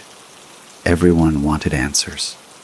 Inside the LAPD headquarters, detectives worked fast. Blood samples were taken from the crime scene, from O.J.'s car, from his house, and from O.J. himself. The connections were undeniable. Blood from Nicole, Ron, and O.J. were all found intermingled in multiple locations. DNA evidence, still a relatively new concept to the public in the mid-90s, would soon become a central pillar of the case. But even as the evidence mounted, O.J. maintained his innocence. He claimed he loved Nicole and could never have hurt her. He described the blood on his Bronco and at his house as coincidental, from minor injuries. His defense would later argue that the LAPD, particularly Detective Mark Furman, had mishandled and possibly planted evidence. That narrative, once unleashed, would ignite a cultural firestorm that divided the nation. By June 14th, the story was on every front page. America was transfixed. The golden boy of football was now accused of double homicide. Forensic science, racial tension, celebrity status, and media sensationalism were about to collide in a courtroom that would capture the world's attention. And it all began here, on a quiet street in Brentwood, where 2 innocent lives ended in blood and a nation's faith in justice began to fracture. The morning after the murders, Los Angeles awakened to a headline that would dominate the decade. Nicole Brown Simpson and Ronald Goldman found murdered in Brentwood. The LAPD, already stretched by criticism from years of racial tension and controversy, suddenly found itself under a blinding national spotlight. The question wasn't just who killed Nicole and Ron. It was whether the justice system itself could handle what was about to unfold. Detectives Tom Lange and Philip Vanater led the investigation. They were seasoned, methodical, and aware that every step they took could make or break the case. The evidence collected during those first 48 hours would become the foundation of the prosecution, and later, the battleground for the defense. The first breakthrough came with the blood evidence. At the crime scene, investigators collected blood samples that were later matched to O.J. Simpson through DNA testing, an emerging forensic technology at the time. A few drops on the walkway, a smear on the gate, and traces inside the Bronco told a haunting story. Someone had left the scene, bleeding, then driven home. But even as science painted a picture, the defense would soon question how that picture was framed. When detectives arrived at O.J.'s Rockingham estate early on June 13th, they were met by silence and unease. The white Ford Bronco parked outside immediately drew attention. It had blood stains on the door and interior, clearly visible even in the dim light. Detective Foreman hopped the wall to enter the property, a move that would later be scrutinized as potentially unconstitutional. Within minutes, he discovered the second blood-soaked glove behind O.J.'s guest house, matching the one found at Bundy Drive. It was the connection detectives needed. The two gloves, the blood trail, and the timeline all pointed in one direction. Inside O.J.'s mansion, police found more potential evidence. A trail of blood drops leading into the house, socks stained with blood on the bedroom floor, and a damp towel that suggested someone had tried to clean up. Investigators also noticed that Simpson's left hand had a fresh, deep cut. When questioned, O.J. gave inconsistent explanations. First saying he didn't remember how it happened, then claiming he broke a glass upon hearing about Nicole's death. To the detectives, it sounded rehearsed, but they needed more than suspicion. They needed proof. By June 14th, the forensic lab was flooded with evidence. Blood samples from the crime scene, O.J.'s Bronco, his home, and his person. The DNA analysis, though new to jurors in 1994, was powerful. Scientists could now match blood with near perfect accuracy. The results were staggering. The probability that the blood in the Bronco came from someone other than O.J. Simpson was 1 in 170 million. The blood found near the bodies contained O.J.'s genetic markers.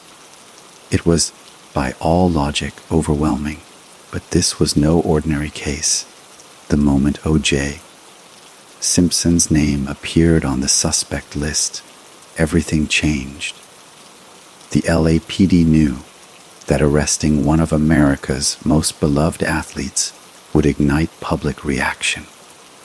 The media surrounded his home.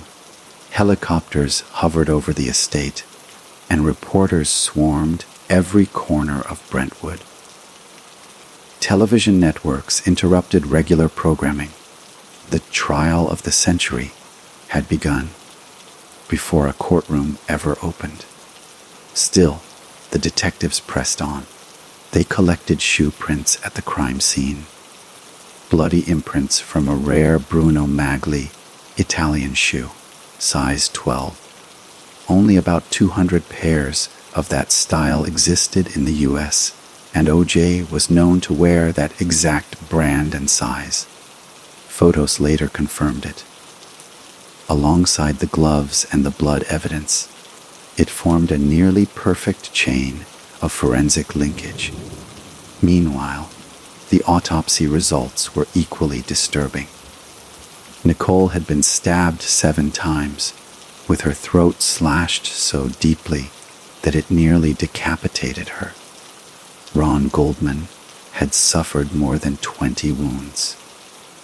Defensive injuries that suggested he had fought fiercely to save himself and Nicole. The sheer brutality indicated personal rage, not random violence. To investigators, it spoke of a crime of passion, not opportunity. Yet, as strong as the evidence appeared, cracks began to form, not in the science, but in the handling. The defense would later argue that the LAPD had contaminated the evidence by collecting and storing samples improperly. Some officers, including detective foremen, were accused of moving key items before photographing them.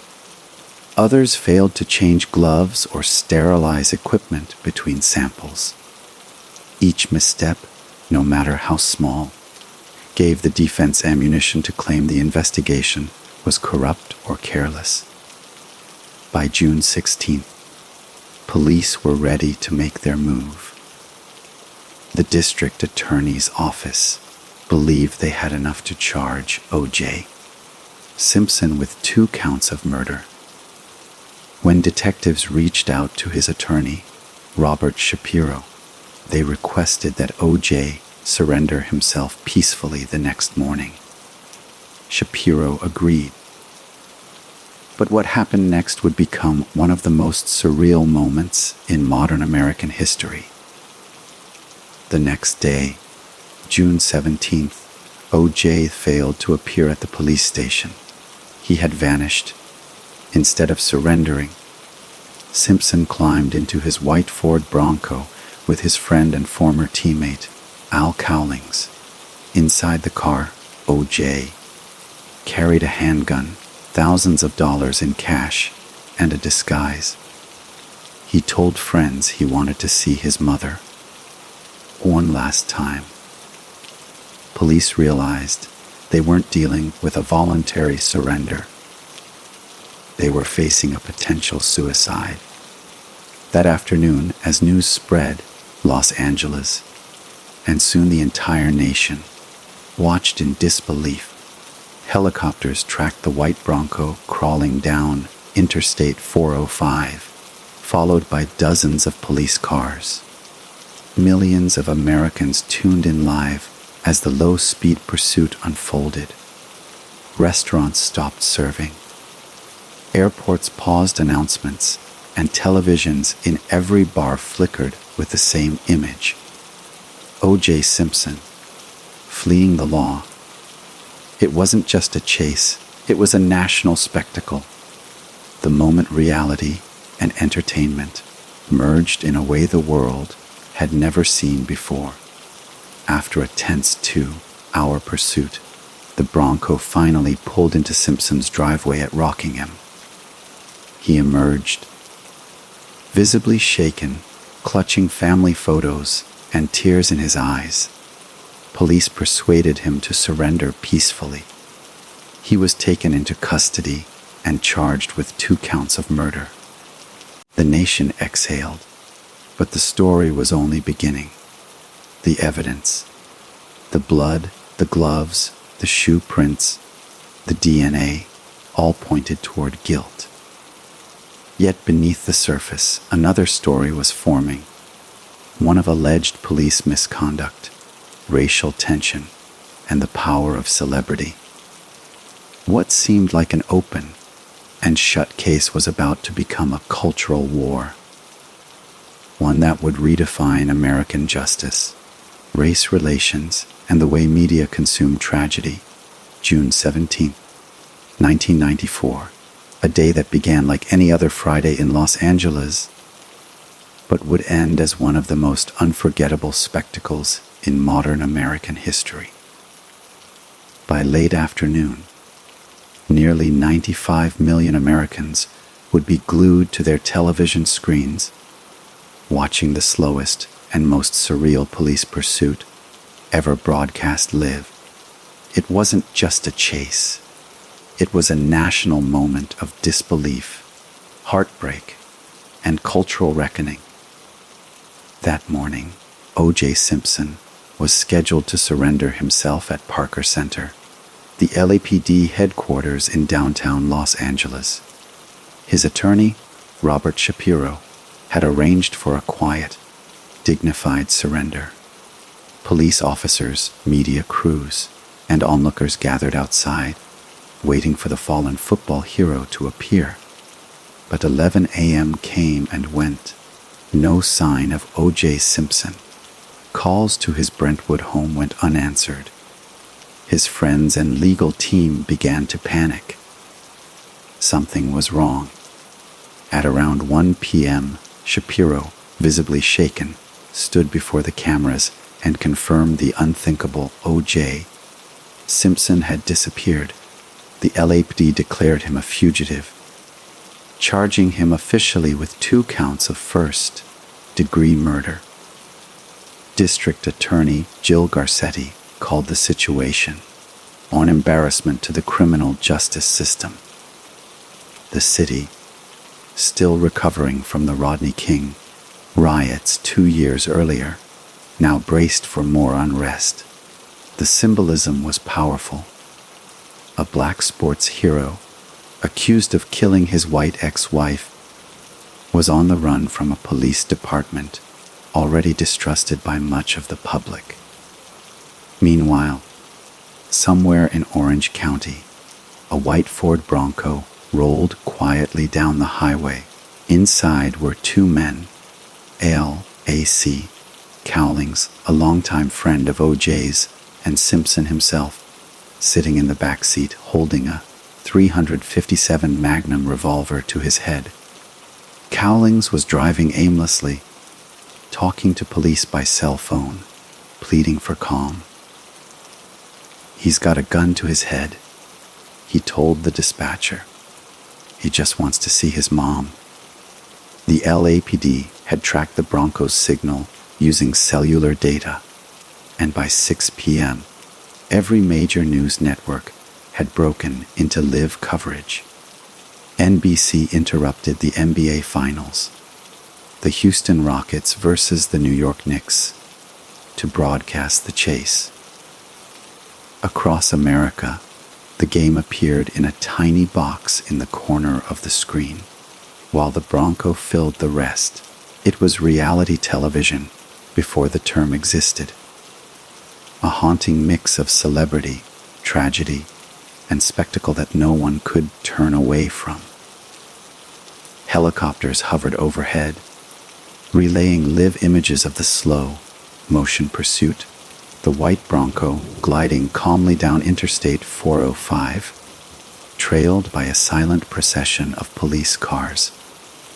Thousands of spectators gathered on overpasses, waving signs, shouting and cheering for O.J.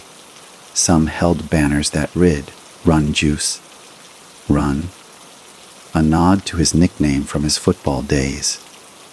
Others simply watched in stunned silence, unsure whether they were witnessing a man's final moments or a national meltdown. Inside the Bronco, the tension was unbearable. O.J. was despondent, muttering to Cowlings that his life was over. "I've had a great life, AC," he reportedly said. "I just want to go see Nicole." Police negotiators took turns calling his cell phone, trying to convince him to surrender. His friend Robert Kardashian, a name the world would later know for different reasons, read a handwritten note O.J. had left behind before disappearing. It sounded like a suicide letter. First, Everyone understand. I've had nothing to do with Nicole's murder. Don't feel sorry for me. I've had a great life, great friends. Please think of the real OJ and not this lost person. By 7 p.m., the Bronco had turned north toward Brentwood. The freeway, normally gridlocked, was eerily clear. Police had blocked off traffic for miles. Over a dozen helicopters followed from above, and millions of people sat in their living rooms, breathless. The chase lasted more than 2 hours, moving at an average speed of just 35 miles per hour. It was less a pursuit than a procession. A tragic parade watched by the entire world. When the Bronco finally exited the freeway and turned onto Rockingham Avenue, the crowd outside Simpson's mansion erupted. LAPD and SWAT units surrounded the area. Officers took up defensive positions behind their vehicles, guns drawn but cautious. The last thing they wanted was a violent ending broadcast live on national television. Negotiators used a bullhorn, pleading for OJ to step out. Inside, Cowlings shouted through the window, "He's in the back seat. He's got the gun to his head." Hours of tension culminated in one final standoff. At 8:50 p.m., after nearly 9 hours of chaos, O.J. Simpson finally emerged from the Bronco, visibly exhausted. Clutching a framed family photo and sobbing, he surrendered peacefully to police. The weapon was recovered, along with a bag containing cash, a fake beard and mustache, and a passport. The contents of a man who seemed ready to disappear forever. As officers escorted him into custody, flashbulbs exploded. The image of O.J. in handcuffs would become one of the most iconic photographs of the 1990s. A fallen idol. A man once celebrated as America's hero, now branded a murderer. That night, the nation was stunned. Newsrooms replayed the chase on endless loop. Commentators debated its meaning. Was O.J. a desperate innocent man wrongly accused? Or was this the act of a guilty man terrified of facing justice? The country was split down the middle, and the division would only deepen in the months to come. In the aftermath, police processed the Bronco as evidence. Blood samples inside matched those of Nicole and Ron. On the console, investigators found O.J.'s DNA mingled with theirs. The trail of evidence grew stronger, but so did the scrutiny.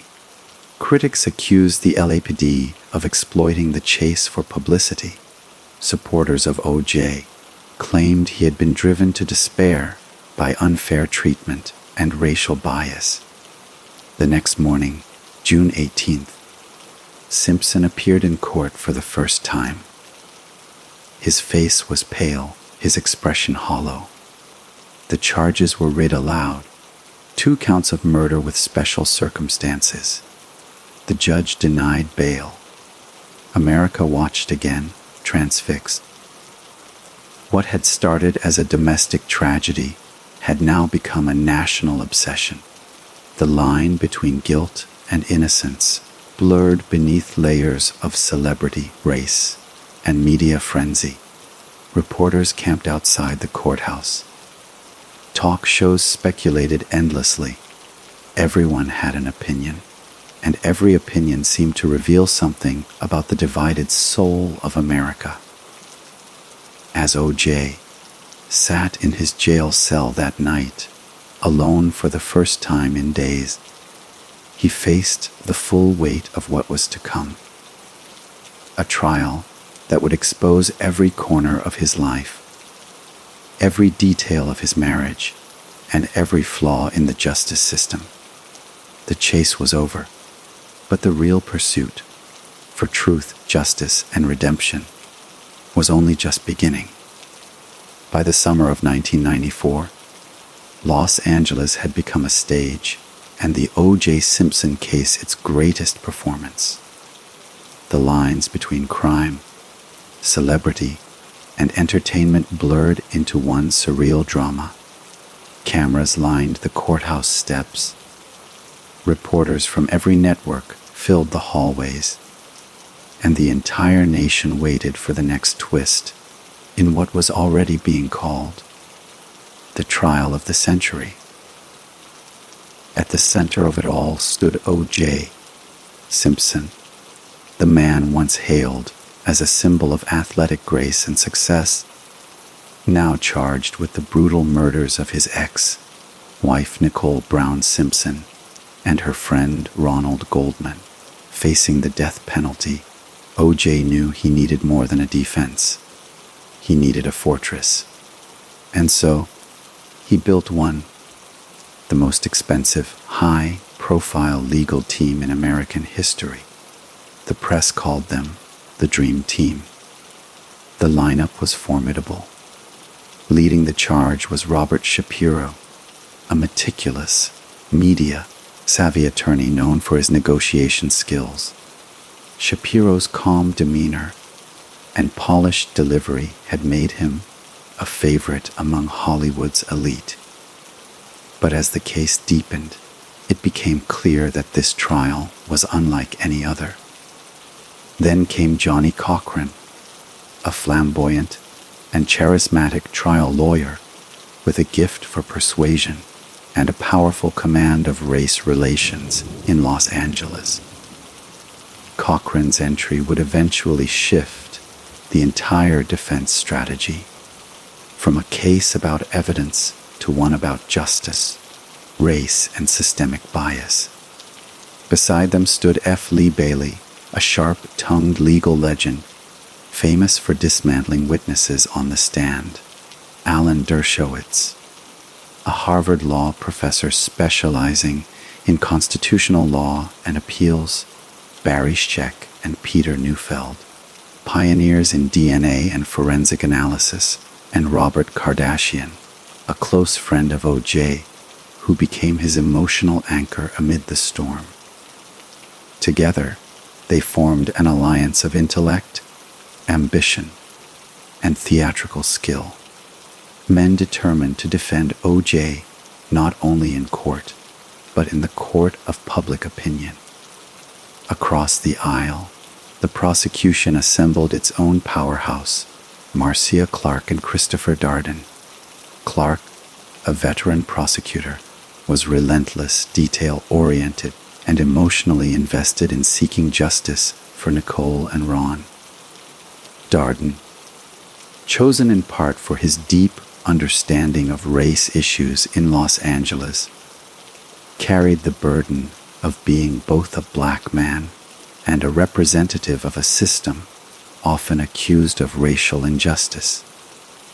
Their task was monumental: to convict one of the most beloved men in America in front of the entire world. From the start, the trial was a media circus. Every motion, every filing, every photograph became headline news. CNN broadcast daily updates, tabloids speculated endlessly. The courthouse turned into a theater of flashbulbs and microphones. Outside, protesters chanted for justice, while fans shouted support for O.J. The streets of downtown Los Angeles pulsed with tension, racial, cultural, and emotional. Inside, the strategies took shape. The prosecution's case was straightforward. Overwhelming forensic evidence tied O.J. Simpson to the murders.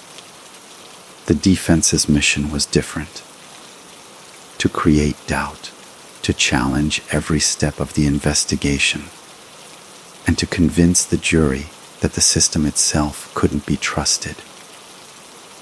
Johnny Cochran saw the path clearly. The trial, he believed, wasn't just about O.J. Simpson.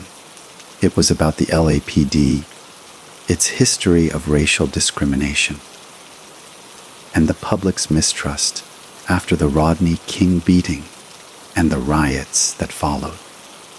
Cochran would make the case not only that O.J. was innocent, but that he was framed.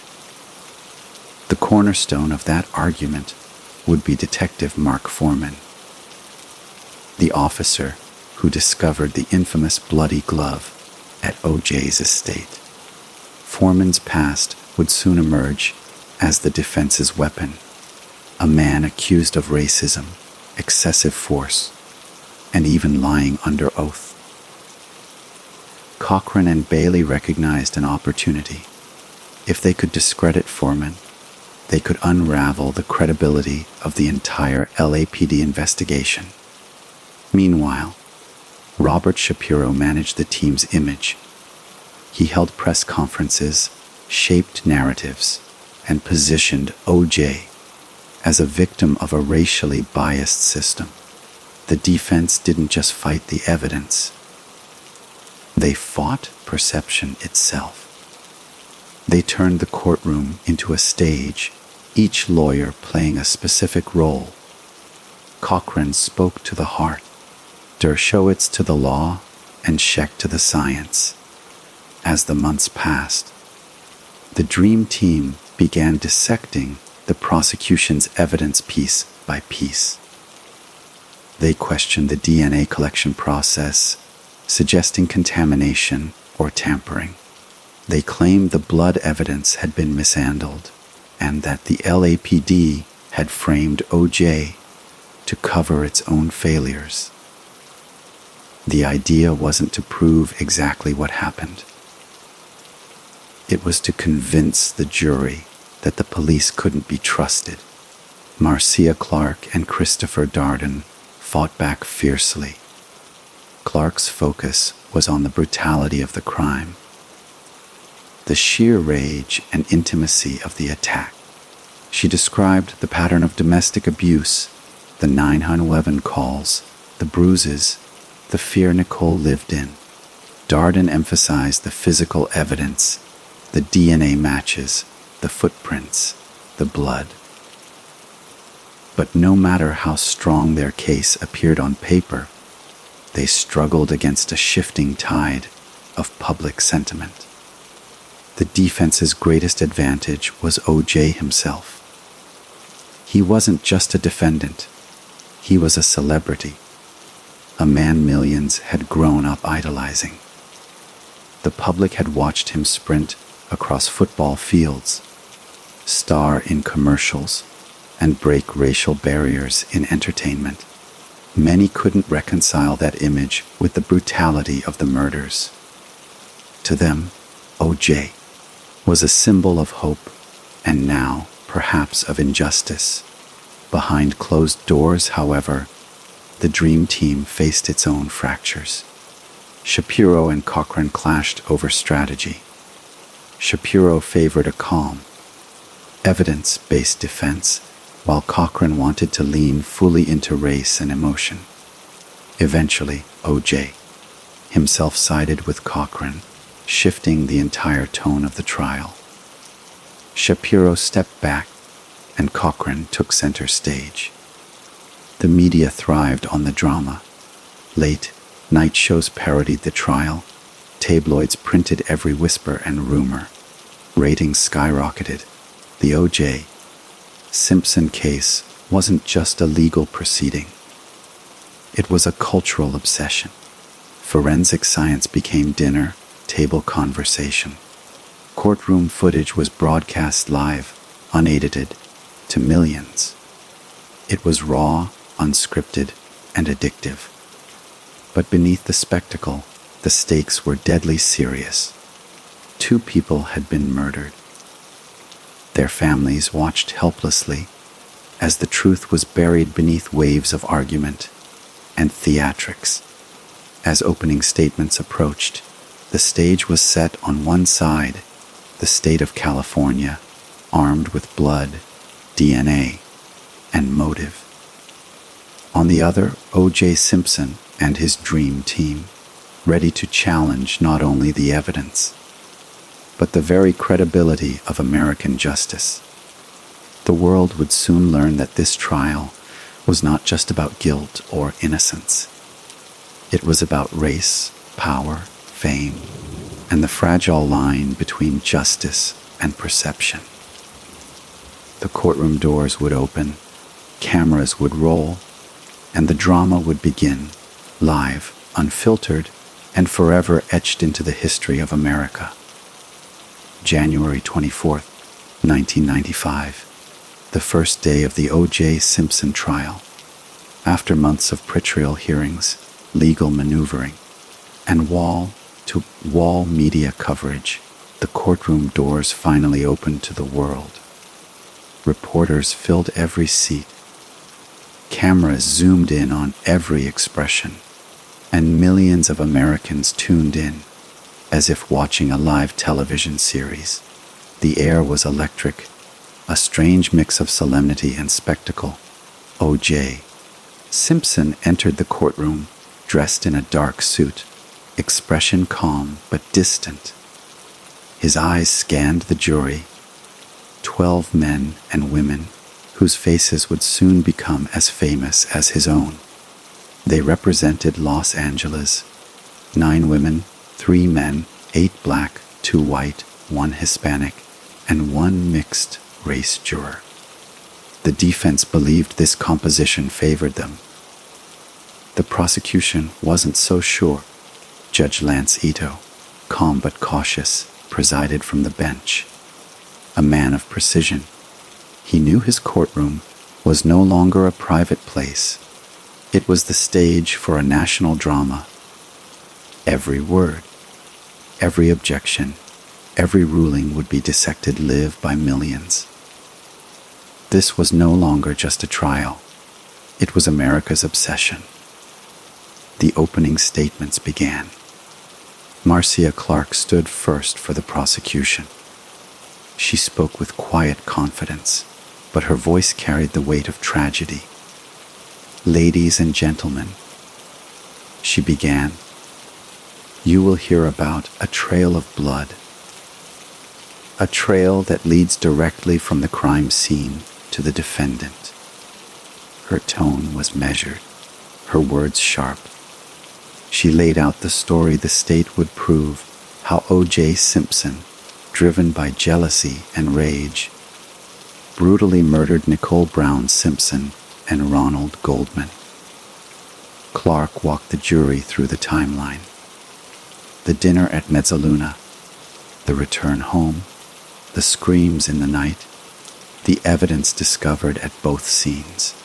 She described the gloves, the blood, the shoe prints, and the DNA. This case, she declared, is about control. A man who could not let go of the woman he once owned. Her statement painted a picture of domestic abuse that had escalated into deadly violence. When Clark spoke about Nicole, her voice broke slightly.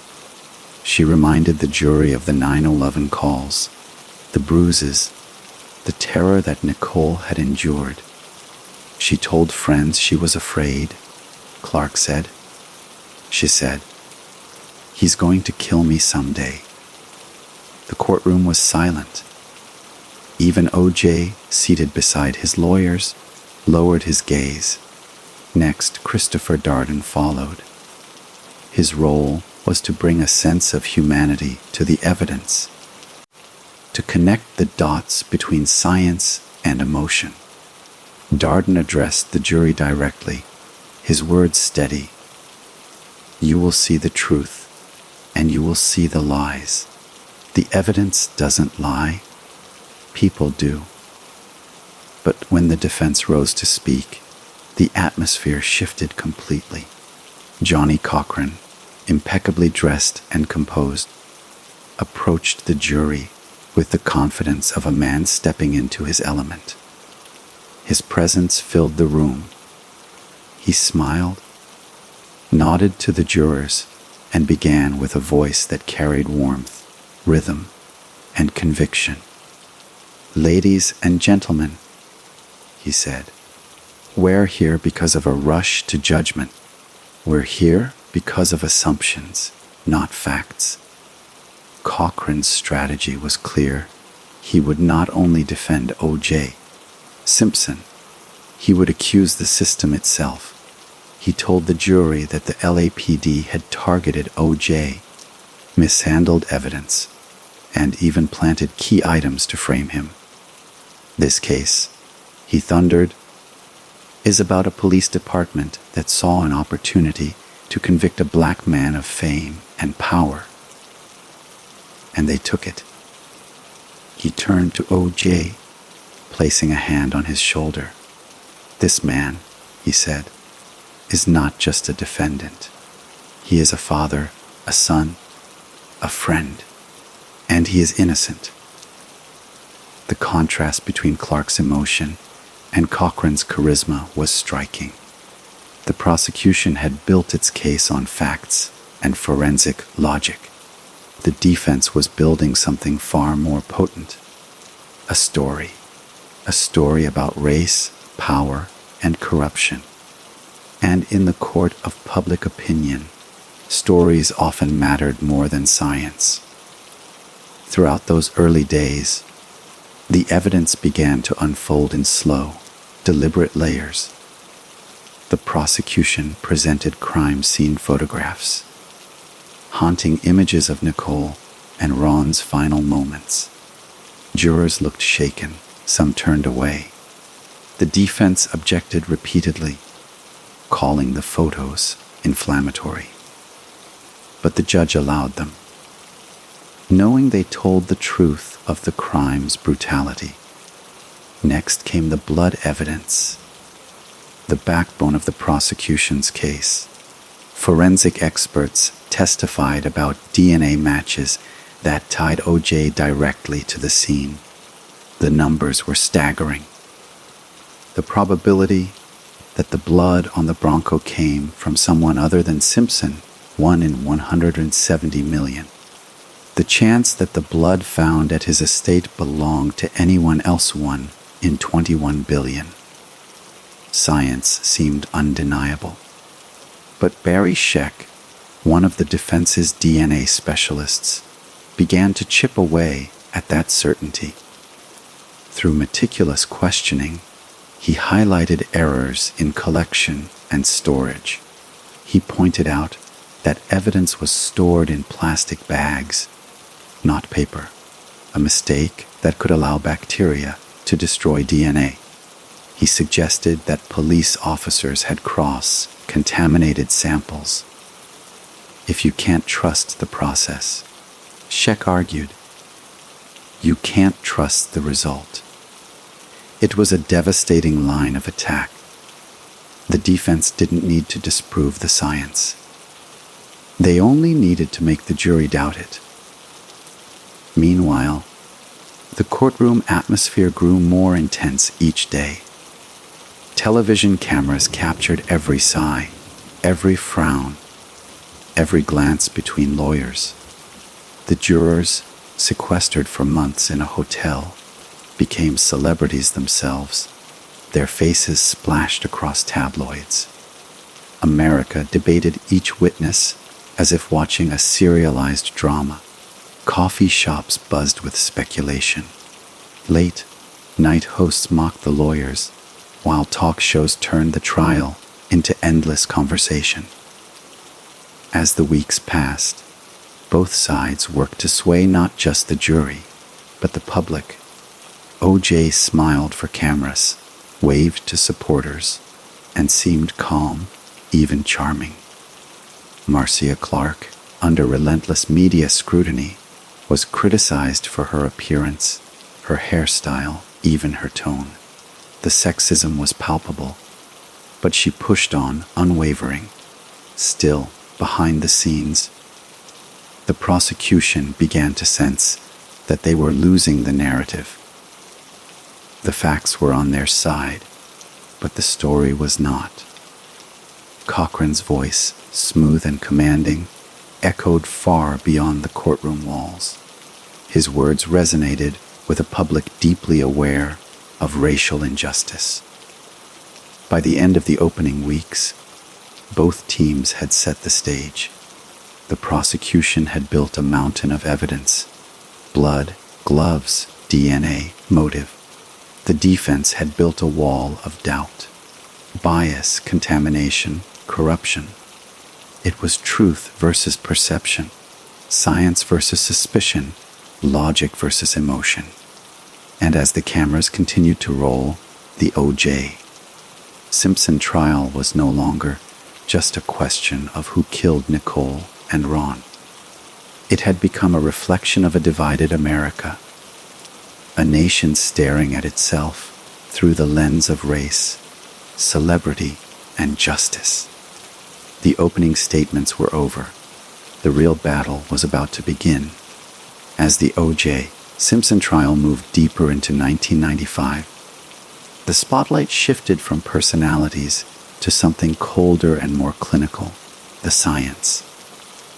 DNA evidence, once considered the crown jewel of modern forensics, now became the battlefield on which both sides would fight for control of the narrative.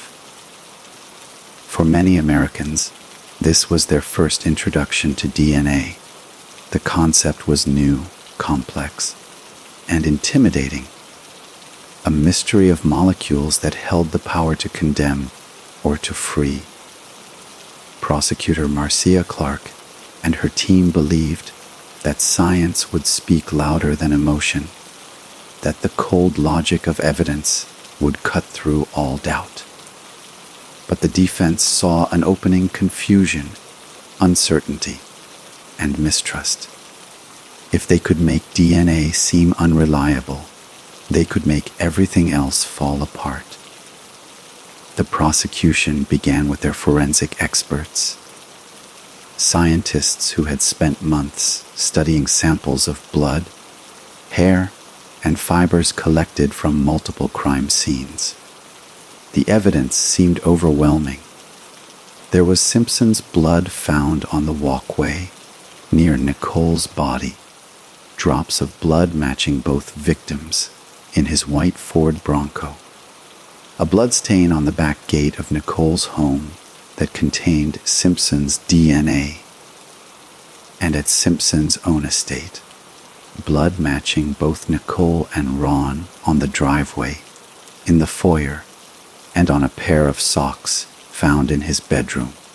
To the prosecution, it was a perfect circle of evidence. It told a story of violence, movement, and guilt. But then came the cross-examination. Barry Scheck and Peter Neufeld, the defense's DNA experts, approached their task with surgical precision. They were not trying to disprove the science. They were trying to discredit the scientists. Scheck walked jurors through each piece of evidence, pointing out every mistake, every inconsistency, every human error. Contamination, he repeated like a mantra. Cross-transfer, mishandling, compromised integrity. He questioned how evidence had been collected and stored. Why had Detective Vaneter carried blood vials in his pocket from the crime scene to the lab? Why had Officer Foreman been present during key evidence discoveries, despite later accusations of racism and perjury? And why had some evidence been kept in warm police cars for hours instead of being refrigerated? Scheck's tone was calm, almost professorial, but his implications were explosive. "Ladies and gentlemen," he said to the jury, "if a scientist can't guarantee the chain of custody, if we can't be sure who touched what and when, then how can we trust that the evidence hasn't been tampered with, intentionally or otherwise?" It was a devastating argument. The jurors leaned forward, absorbing every word. The prosecution's mountain of evidence suddenly seemed less solid. Not because it was false, but because it might have been tainted. And then came the gloves, the infamous gloves, one found at the crime scene, soaked in blood, and another discovered behind Simpson's guest house. They were the physical link between O.J., Simpson, and the murders. When they were first presented, the prosecution considered them irrefutable proof. The DNA on them matched O.J., Nicole, and Ron. But when the time came for the gloves to be demonstrated in court, it was June 15, 1995. The courtroom was silent as prosecutor Christopher Darden handed the gloves to Simpson. Cameras zoomed in. The world watched. O.J. stood, his expression unreadable, and began to pull the gloves onto his hands. But they didn't seem to fit. He tugged and strained, flexed his fingers, and shook his head slightly. "They're too small," he murmured. The image was unforgettable. The defendant struggling to wear the gloves that were supposed to prove his guilt. Darden's move had backfired spectacularly. What was meant to be a dramatic confirmation became a moment of doubt. Cochran seized on it immediately. "If it doesn't fit," he told the jury in his closing argument weeks later, "you must acquit." That single line would become one of the most famous phrases in American legal history. Behind the scenes, however, there was more to the story. The gloves had been soaked in blood, frozen, and unfrozen multiple times for testing. They had likely shrunk. Simpson had also worn latex gloves underneath during the demonstration, further restricting his hand movement. Still, none of that mattered to perception. The jury saw what they saw the gloves didn't fit. From that day on, the defense had the upper hand in the courtroom's psychological battle. Meanwhile, the prosecution's experts, like Dr. Henry Lee, the renowned forensic scientist, tried to reaffirm the reliability of DNA. He explained how matches could occur with near certainty, how statistics made false identification almost impossible. But the defense cleverly shifted the narrative again. "Science can be perfect," Cochran said, "but people are not. And this case is about people." Outside the courtroom, the world was transfixed. Television commentators argued nightly about whether DNA was a miracle of modern science or a tool of manipulation. News anchors brought on experts to explain alleles and PCR amplification to a fascinated but confused public. Late-night comedians joked about blood samples and gloves. The line between education and entertainment blurred completely. By this point, the trial had become something more than a legal proceeding. It was a cultural event, a mirror reflecting the nation's anxieties about race, class, power, and truth. Inside the jury box, the 12 men and women who would decide O.J. Simpson's fate were growing restless. They had been isolated from the world for months, forbidden from watching TV or reading newspapers.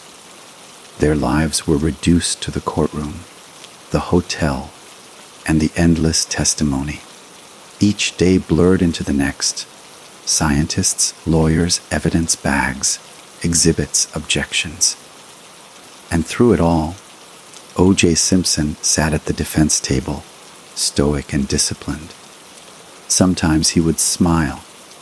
Sometimes he would whisper to Cochran or Shapiro. But he never lost his composure. To the jury, he appeared calm and human, not the image of a violent killer the prosecution had tried to paint. As the DNA testimony concluded, both sides had achieved their goals. The prosecution had laid out overwhelming evidence that pointed to O.J. Simpson. The defense had planted deep seeds of doubt about how that evidence was handled. And in a courtroom where perception mattered as much as proof, doubt was powerful. By the end of the forensic phase, the mood of the nation had shifted. What began as a case about murder had turned into a referendum on justice itself. Was O.J. Simpson a murderer who had escaped accountability, or was he a black man being framed by a corrupt system? The answer depended on who you asked and where you lived. The science of truth had collided with the psychology of belief. And as the next chapter of the trial unfolded, that collision would only grow louder. By the time the O.J. Simpson trial reached its middle months in 1995, America was no longer watching a murder case. It was watching a mirror. Every day inside that Los Angeles courtroom reflected the divisions that laid beneath the country's surface: race, class, privilege, and power. And at the center of that reflection stood one man who would become both infamous and pivotal. LAPD Detective Mark Fuhrman. Foreman had been one of the first officers to enter Simpson's estate on the night of June 12, 1994. It was Foreman who discovered one of the most damning pieces of evidence.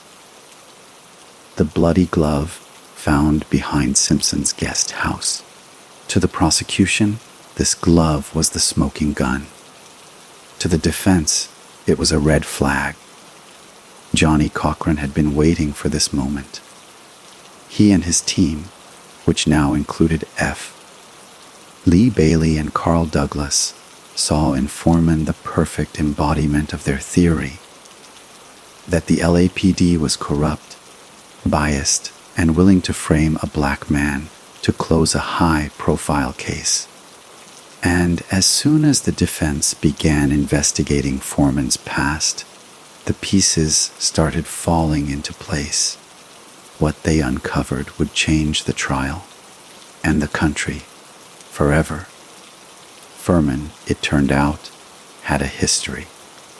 Not just as a police officer with a record of aggressive behavior, but as a man whose words carried a deep, ugly racism.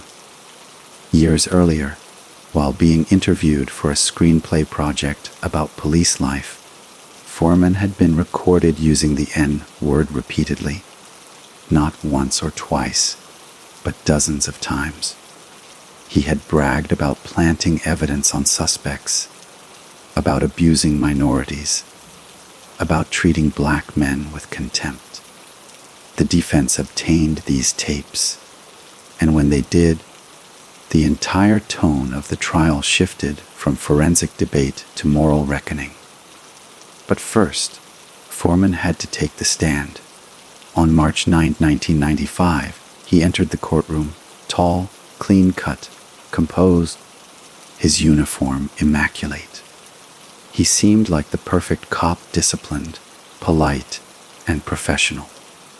Marcia Clark led him through direct examination.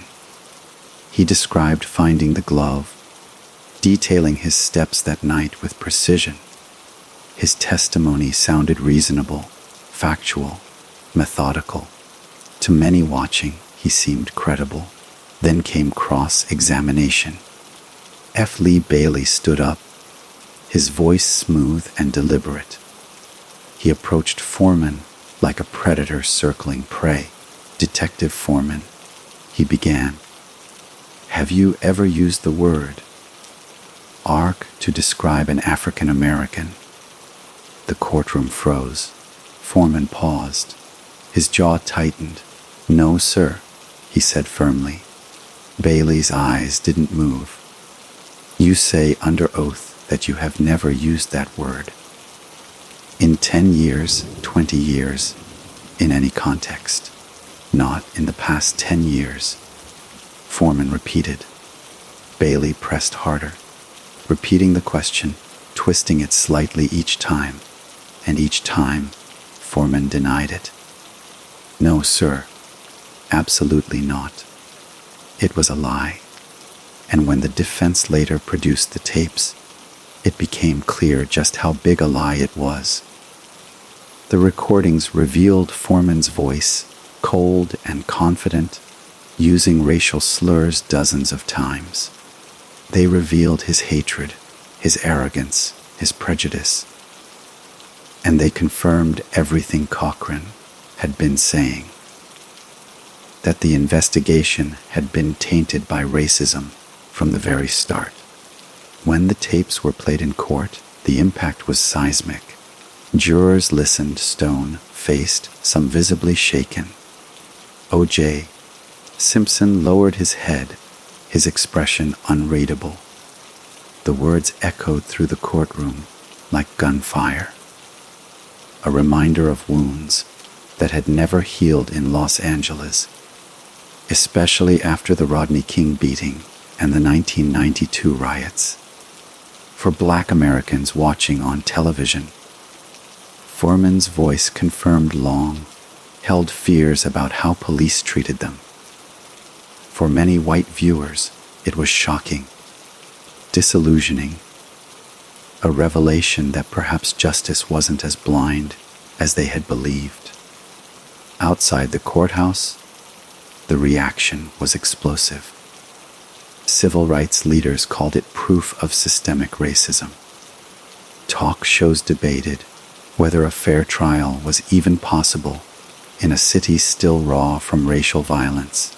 Protesters gathered, holding signs that read, "Stop Racist Cops," and "Justice for All." The trial had become something larger, a cultural battlefield. Marcia Clark and her team were devastated, their strongest piece of evidence. The glove now carried the stain of Foreman's credibility. The prosecution tried to distance itself, arguing that the evidence was still valid regardless of who found it. The glove doesn't lie, Clark insisted, but in the court of public opinion, the damage was done. When Foreman was recalled to testify months later, he invoked his Fifth Amendment right against self-incrimination. When asked again if he had ever used the racial slur, he simply said, "I plead the Fifth." That silence said more than any confession ever could. Johnny Cochran seized on it with all the power of a preacher addressing a congregation. In his closing arguments, he thundered, "We're not just talking about one racist cop. We're talking about the history of this country, a pattern, a system. And when that system targets one man, we all have to stand up and say, no more."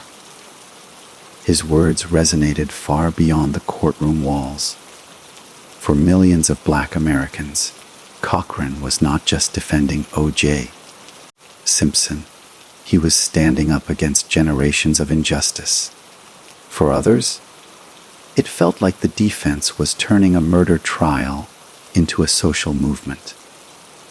But either way, the emotional power was undeniable. By now, the lines in America were drawn. Polls showed a stark divide. Most Black Americans believed O.J. was innocent or framed, while most white Americans believed he was guilty. The trial was no longer just about evidence. It was about trust. Who the country trusted more. A celebrity athlete accused of murder, or a police department accused of racism. Judge Ita struggled to keep control. The trial had become chaotic, the media frenzy unrelenting. Late night television mocked the lawyers, Tabloids printed wild stories about jurors and witnesses. The courtroom felt less like a place of justice and more like a stage play broadcast to the world. But beneath the spectacle, something deeper was happening. The O.J. Simpson trial had exposed America's wounds. It had forced uncomfortable questions about who gets believed, who gets protected, and who gets punished. As the Foreman scandal faded from the headlines, its impact lingered. The defense had achieved its goal. They had shifted the narrative from guilt to doubt, from evidence to injustice. And in doing so, they had transformed one man's trial into a national reckoning. By the end of this chapter of the trial, the gloves, the DNA, and the blood evidence mattered less than the perception that the system itself was broken. O.J. Simpson's fate was no longer just about what happened on a June night in Brentwood.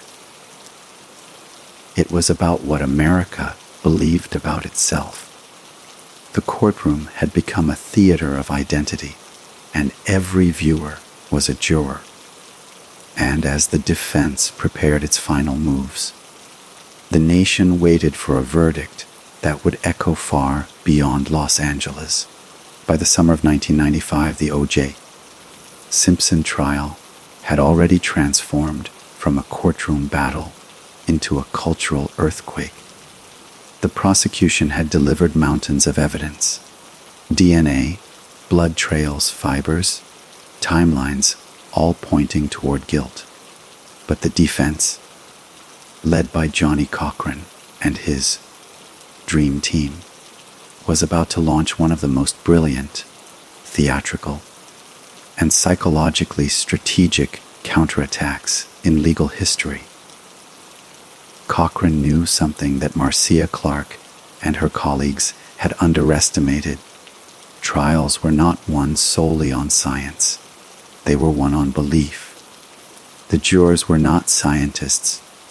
They were ordinary people. People with experiences, emotions, and suspicions about the system itself. And so, the defense's mission was not to prove O.J. Simpson innocent. It was to convince the jury that the government had failed to prove him guilty. That single, subtle distinction between innocence and doubt would become the lifeblood of their strategy. The dream team was unlike any legal defense assembled before. Each member played a role, a character in a larger performance. Cochran was the charismatic preacher, the moral compass. Robert Shapiro, the strategist, had helped assemble the team. F. Lee Bailey was the fierce cross-examiner, a man who could break witnesses with a single question. Alan Dershowitz, the Harvard scholar, advised on appeals and constitutional law. And Barry Scheck and Peter Neufeld, the forensic experts, were the scientists who turned the state's DNA evidence into a story of contamination and deceit. Together, they built a narrative that had everything conspiracy, corruption, and racial injustice. In Cochran's words, this wasn't just a murder case. It was a rush to judgment, driven by media hysteria and a police department desperate for redemption after the Rodney King scandal. The defense portrayed O.J. not as a murderer, but as a symbol, a successful black man targeted by a racist system that couldn't stand to see him rise. Cochran's genius lay in his ability to blend law with storytelling. Every word he spoke in court was carefully chosen, every metaphor layered with meaning. This case, he said to the jury, is about a man who has been wrongly accused because of who he is, not because of what he's done. Meanwhile, Barry Scheck and Peter Neufeld continued to dismantle the prosecution's scientific foundation. They turned forensic science, once considered the ultimate authority, into a suspect itself. They focused on the chain of custody, the integrity of evidence, and the credibility of the LAPD's lab procedures. They highlighted how Detective Van Adder had transported blood samples improperly, how evidence sat unsealed for hours, and how the crime lab lacked modern contamination protocols. They introduced photographs of evidence bags mishandled, gloves worn incorrectly, and samples stored in ways that could compromise DNA. Their refrain was simple but devastating. Garbage in, garbage out. If the collection was flawed, the results couldn't be trusted. The jury listened intently. Even those who had little understanding of DNA could grasp the idea that a careless system could produce false results. Scheck and Neufeld didn't just question the evidence.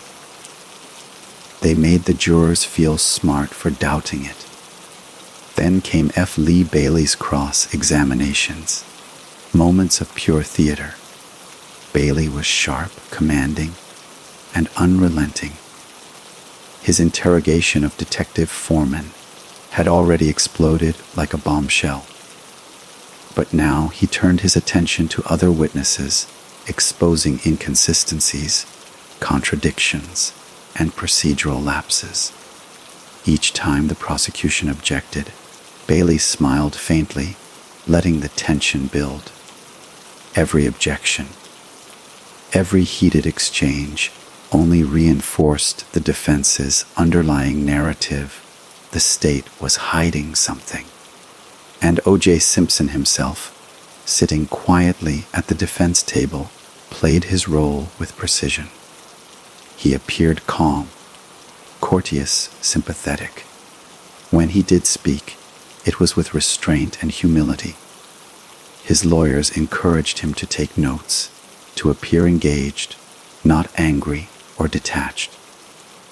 The defense wanted the jury to see the man, not the monster the media had described.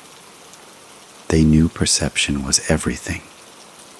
Outside the courtroom, public opinion was split down the middle. Television commentators debated each testimony like sports analysts. News channels replayed key moments: the glove demonstration, the Foreman tapes, Cochran sound bites in endless loops. The O.J. trial was no longer just news, it was entertainment. A serialized spectacle where every witness was a character and every piece of evidence a plot twist. The defense's strategy extended beyond the courtroom, too. They understood the media's power. Cochran used press conferences masterfully, always speaking in measured, quotable phrases. This case is about fairness, he'd tell reporters. It's about standing up to power. His voice became not just that of O.J.'s lawyer, but of a national figure, a man challenging the very institutions that millions distrusted. Inside the courtroom, the defense began calling its own witnesses. Friends, family members, and experts all worked to humanize O.J. and challenge the state's narrative. Some testified about his gentle nature, his devotion to his children, his charity work. Others cast doubt on the timeline, suggesting there was simply no way O.J. could have committed the murders and returned home unnoticed. The most powerful testimony, however, came not from experts, but from emotion. Cochran knew that the jury's heart was as important as its mind. He reminded them constantly that the prosecution bore the burden of proof, that O.J. didn't have to prove anything. This case is about reasonable doubt, he told them. And if there is doubt, even the slightest doubt, then justice demands that you find this man not guilty. As the defense rested, the courtroom atmosphere was electric. The prosecution had facts and science. The defense had story and spirit. And the jury, after months of isolation, was now emotionally invested in that story. Marcia Clark and Christopher Darden could feel the tide shifting. Despite their meticulous work, the jurors seemed skeptical. The foreman scandal had poisoned their trust, and the glove demonstration had damaged their credibility. Clark's frustration grew, not just with the defense, but with the media circus surrounding every decision. The trial was supposed to be about truth, but truth had become slippery, subjective, shaped by narrative and perception. When the defense finally rested its case, Cochran stood before the jury one last time before closings. His voice was calm, almost tender. This case, he said, is not about fame. It's not about fortune. It's about fairness. And fairness means that every man, no matter his color, no matter his status, deserves the presumption of innocence. The courtroom was silent. Even those who disagreed with him could feel the gravity of his words. By now, the defense had achieved something extraordinary. They had not only cast doubt on the evidence, they had reframed the entire trial as a test of America's conscience. Was the system trustworthy? Could the police be believed? Could justice exist in a country still haunted by its racial past? Those were no longer abstract questions. They were the questions every juror carried with them as they prepared for the final act. The battle for facts was over. The battle for belief had begun. By late September 1995, after more than 8 months of relentless testimony, scientific dissection, emotional storytelling, and cultural division, the O.J. Simpson trial was approaching its dramatic conclusion. The courtroom, once buzzing with daily chaos, now felt heavy with anticipation. Everyone, from the attorneys to the jurors, from the viewers at home to the reporters crammed into every corner, knew they were witnessing history. It was time for the closing arguments, the final chance for both sides to speak directly to the jury, to shape their hearts, their thoughts, and their final decision. The stakes could not have been higher. For the prosecution, this was the last opportunity to rebuild what had been slowly eroded over months of defense attacks, the credibility of their evidence. For the defense, it was their moment to seal the narrative they had so carefully crafted, that O.J. Simpson was the victim of a racist, corrupt system and a flawed investigation. Judge Lance Itagaveled the courtroom into order. The world was watching, cameras focused. The air felt thick enough to touch. Marcia Clark rose first. She walked slowly to the center of the courtroom, papers in hand, her voice measured but charged with conviction. She had carried the burden of this case for nearly a year, enduring public criticism, personal attacks, and a media that scrutinized her more for her hair and tone than her skill. Yet here she was, unwavering. Ladies and gentlemen of the jury, She began, her voice strong. You've seen the evidence. You've heard the witnesses. You've watched this case unfold for months. And now, it comes down to one simple truth. The defendant, Orenthal James Simpson, murdered Nicole Brown Simpson and Ronald Goldman. She paused, letting the silence hold the weight of those names. Clark then began to rebuild the story piece by piece.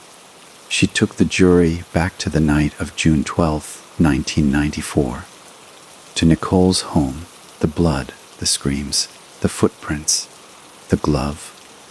She reminded them of the DNA matches that pointed to O.J. with astronomical certainty. 1 in 21 billion, she said firmly. That's not coincidence. That's science. Her voice trembled slightly when she spoke about Nicole. She tried to get away. Clark said softly. She fought. She screamed. But she couldn't escape him. The man she once loved became her executioner. Then she looked directly at O.J. Simpson. He left her there, she said, and he drove home like nothing happened. The courtroom was silent. Even Simpson's lawyers didn't move. Marcia then turned to the jury, her tone shifting from sorrow to logic. Don't be distracted, she warned. Don't let theatrics or excuses cloud the evidence. This case isn't about race. It's not about police misconduct. It's about two people who were brutally murdered, and the overwhelming proof that points to one man. Next came Christopher Darden. His tone was calm, deliberate, but his words carried an emotional undercurrent that struck the room. He addressed the jurors with quiet sincerity. You've seen O.J. Simpson smile, wave, play the part of a man wronged. But don't forget the blood. Don't forget the glove. Don't forget the victims. Darden's voice hardened as he spoke of the defense's tactics. They want you to believe this is about racism, not murder. They want you to see Mark Foreman and forget Nicole Brown and Ron Goldman. But the truth, he said, pointing toward the evidence table, is right there. It doesn't care about color or corruption. It just is. When Darden finished, some jurors nodded subtly. Others remained still, their faces unreadable. Then it was the defense's turn, and the moment Johnny Cochran stood, the energy in the courtroom shifted completely. Cochran approached the jury with his characteristic grace and confidence, his voice smooth yet commanding. He smiled gently, as though speaking to friends rather than jurors. Ladies and gentlemen, he began, this is the moment we've been waiting for, the moment to speak truth to power. He paused, allowing the gravity of his words to settle. Then his tone deepened. This case isn't about DNA or gloves or fibers. This case is about the Constitution. It's about the presumption of innocence. It's about justice.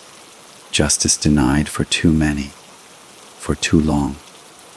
A Cochran's gift was his rhythm, the way his sentences rose and fell like sermons, each one hitting harder than the last. He reminded the jurors of Detective Mark Furman, of his lies, his racism, his tapes filled with hate. If you believe that man, Cochran said, voice rising, then you believe in a system that has never treated us fairly. You believe in a man who said he'd plant evidence. And you believe that this case, this entire case, was built on the word of a liar. He gestured toward O.J., sitting quietly at the defense table. "This man," he said, "has been persecuted, not prosecuted, framed, not tried, hunted, not heard." Then came the line that would echo across American history. Cochran held up a glove, the glove that had refused to fit O.J.'s hand. His voice thundered through the courtroom. "If it doesn't fit, you must acquit." It was short, simple, and devastatingly effective. The phrase captured everything the defense had argued for months: doubt, error, manipulation. It was a slogan, a spell, a soundbite made for television, and it worked. Cochran's closing argument went on for hours, weaving race, justice, and emotion into a masterclass in persuasion. He spoke not just to the jury, but to the world. "There's a reason people are watching," he said, "because this case is about more than one man. It's about all of us, about whether we can trust the system to tell the truth." When Cochran finally sat down, the courtroom felt like it had been through a storm. Some jurors looked visibly moved. Others appeared drained. Even the reporters, hardened by months of coverage, sat in stunned silence. The prosecution gave its rebuttal, logical, restrained, an appeal to reason. But the emotional wave Cochran had unleashed could not be undone. Outside the courthouse, America was divided more deeply than ever. In barbershops, churches, and offices across the country, people argued passionately about what the trial meant. To many Black Americans, Cochran was a hero who had stood up against institutional racism. To many white Americans, he was a showman who had twisted the truth. The lines were drawn not just by opinion, but by experience. The O.J. Simpson trial had become a mirror of two Americas, one that trusted the system and one that never could. As the lawyers finished their final words, Judge Ita dismissed the court for deliberation. The jury, 12 ordinary citizens who had been isolated for 265 days, now carried the burden of a nation's expectations. Outside, cameras flashed, helicopters hovered, and reporters shouted into microphones. Inside, O.J. Simpson sat quietly beside his lawyers. His face was calm, but his eyes revealed the weight of uncertainty. The trial that had gripped the world for nearly a year was almost over. All that remained now was the verdict and the judgment of history.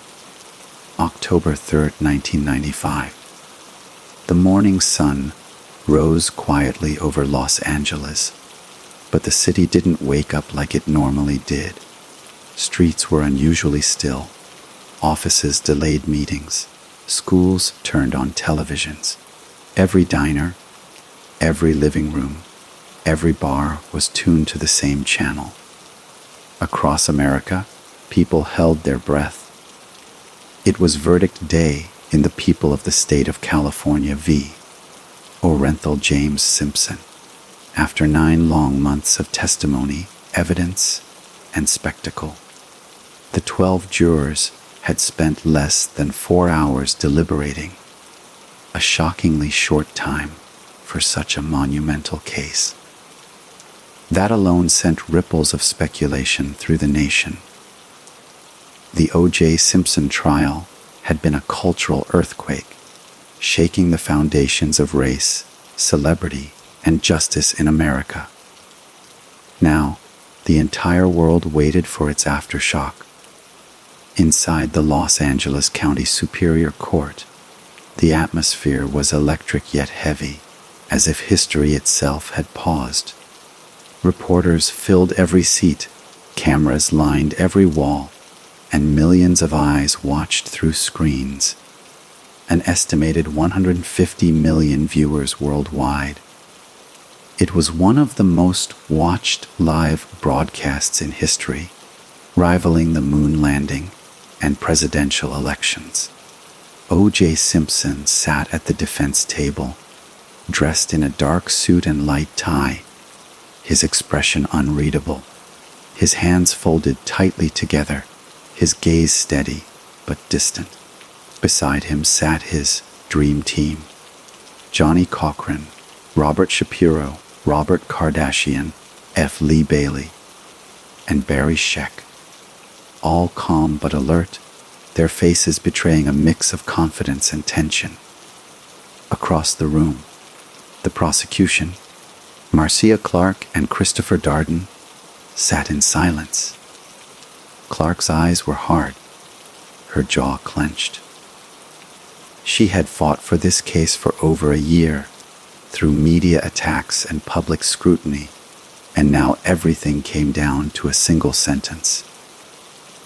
At 10 a.m. sharp, Judge Lance Ito entered the courtroom. He called for order, but the murmurs of anticipation barely subsided. The air seemed to vibrate with collective suspense. Then, the jury filed in, 12 men and women who had lived in near total isolation for 265 days. They looked exhausted, their faces blank, giving away nothing. Judge Ito asked the foreperson if the jury had reached a verdict.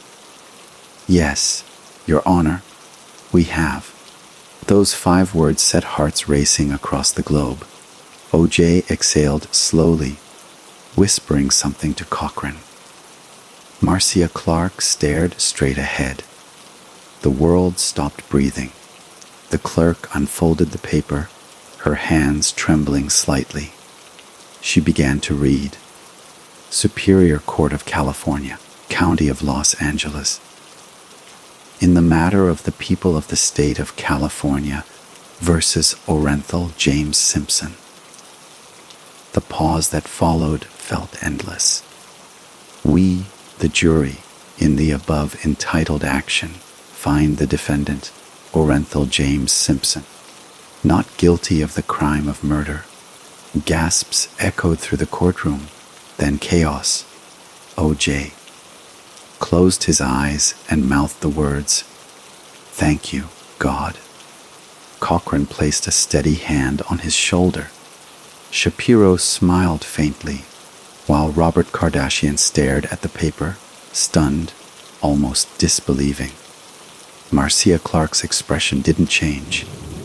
She simply looked down, then back up, her face pale, eyes glassy. Darden leaned forward, his hands clasped, motionless. In the gallery, the Brown and Goldman families broke into tears. Ron Goldman's father, Fred, shook his head in disbelief, whispering, "Murderer." Denise Brown sobbed uncontrollably, clutching her mother's hand. For them, justice had been denied, again. Outside, the reactions were immediate and deeply divided.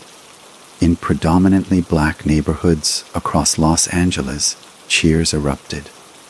Car horns blared. People danced in the streets, strangers hugged. For many African Americans, the verdict wasn't just about O.J.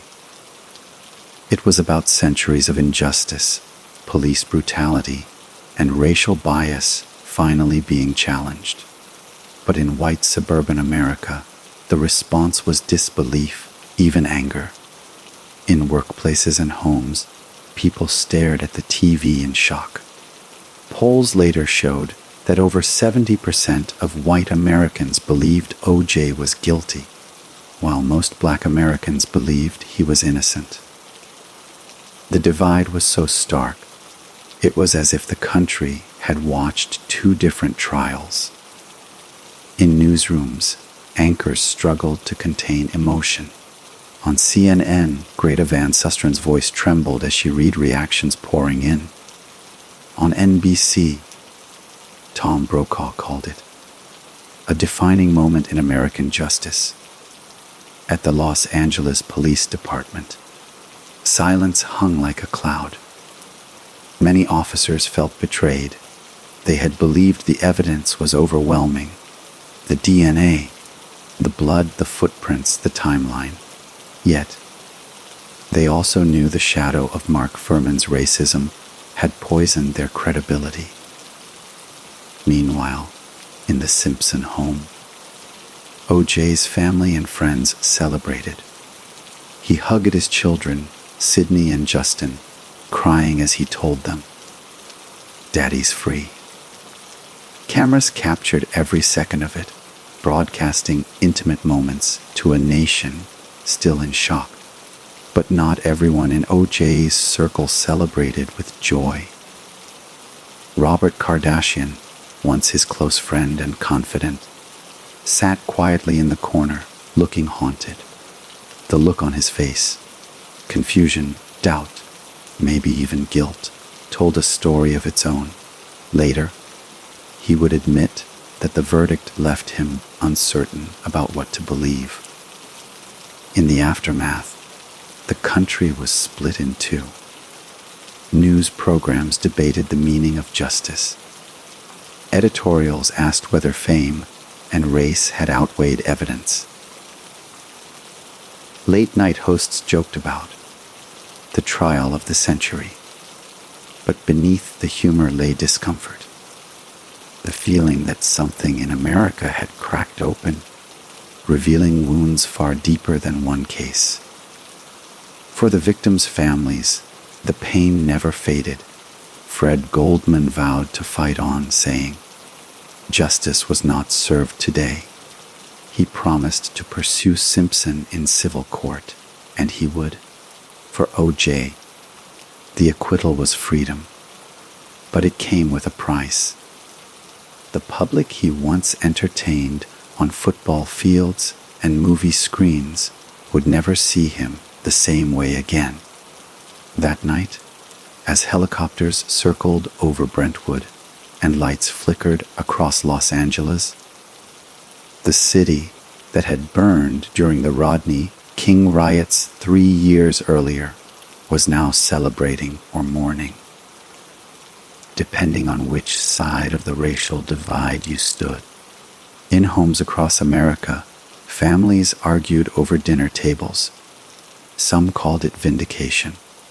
Others called it a miscarriage of justice. But everyone agreed on one thing. They would never forget where they were when they heard those words, "Not guilty." It was a verdict that stopped a nation. A verdict that revealed more about America than it did about O.J. Simpson. The trial was over, but the conversation about race, justice, and truth had only just begun.